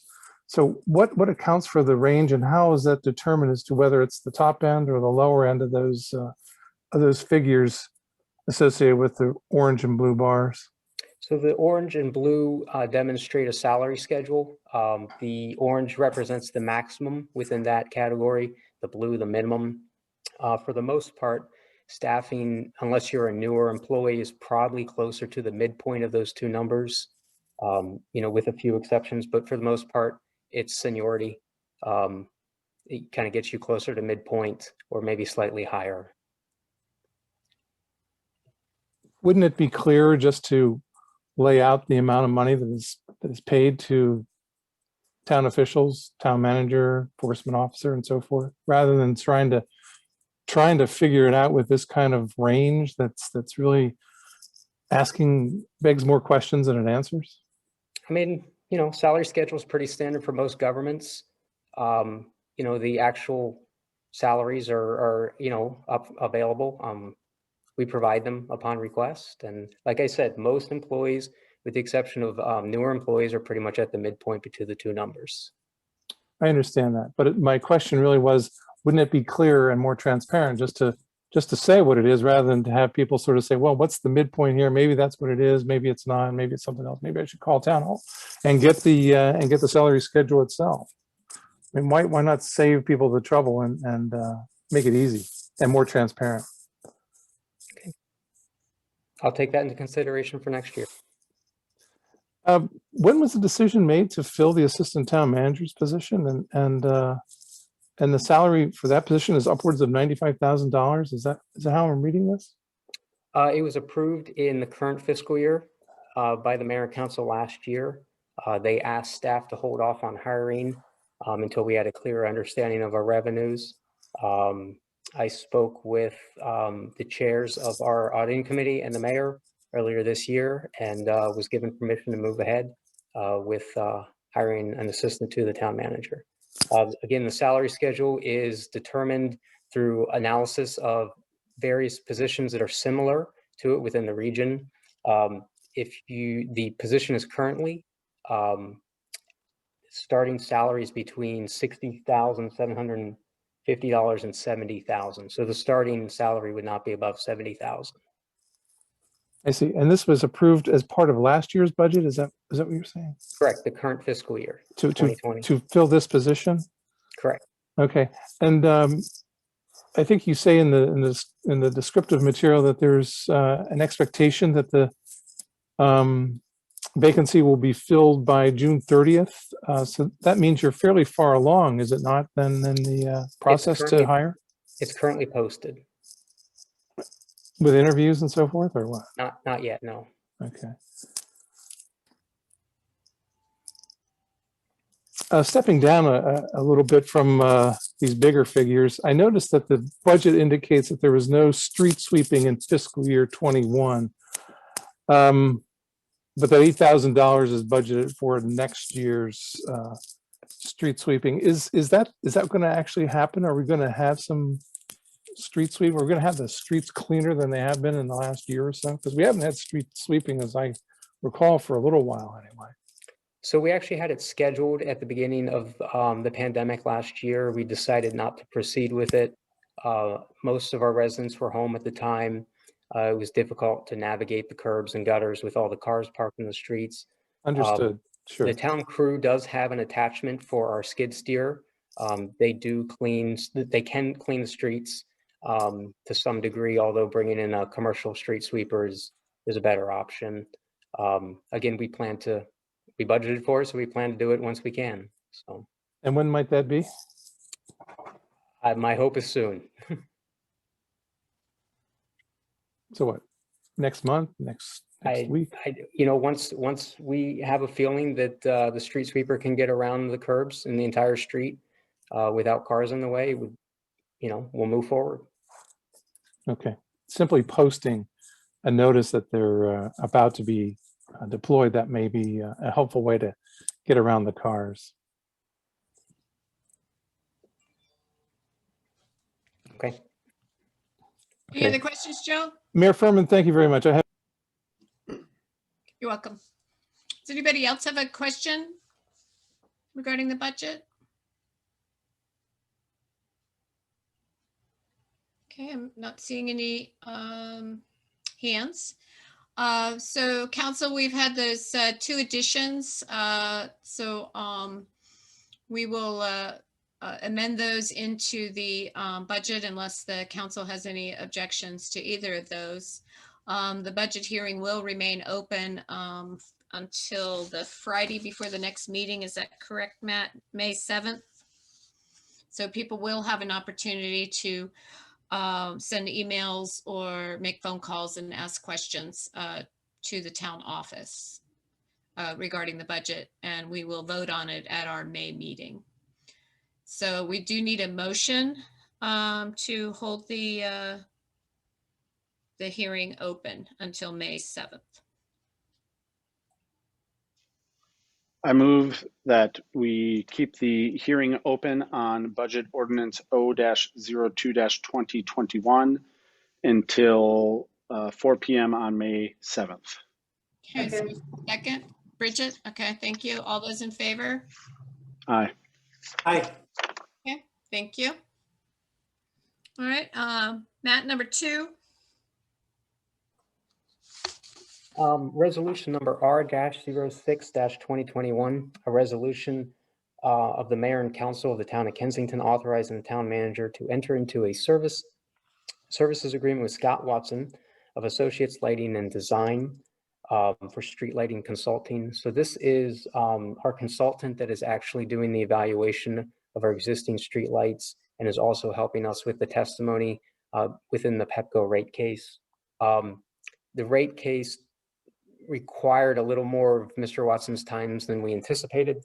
So he revised his proposal, which is before you this evening, with regards to a resolution to hire him. He had proposed in his initial proposal, which the council received, a five-phase program. The resolution and contract allows the council to approve those individually if they want to. But the first two phases are pretty much required at this point in time. And he is conducting the analysis as we speak. So. Okay, Council, do you have any questions? Okay, anyone in the audience have a question No. regarding this resolution? Okay, I don't see any. Is there a motion? Make the motion. Okay, is there a second? I'll second. Okay, all those in favor? Aye. Aye. Thank you very much. All right, Matt, number 3.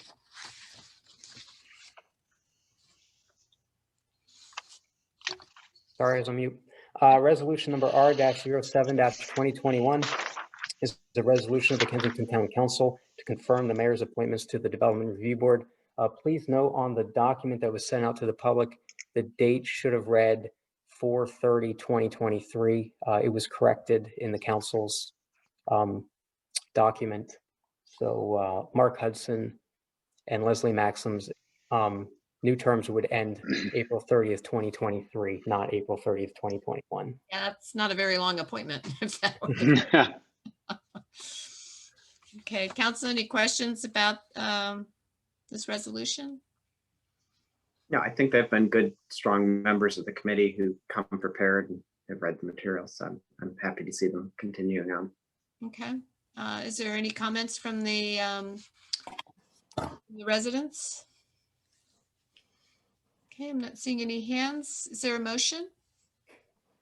So echoing what Darren said, these are two great members of the DRB. I move that we approve resolution R-07-2021 as amended to extend the terms of Mark Hudson and Leslie Maxim on the DRB until April 30th, 2023. Okay, is there a second? Second.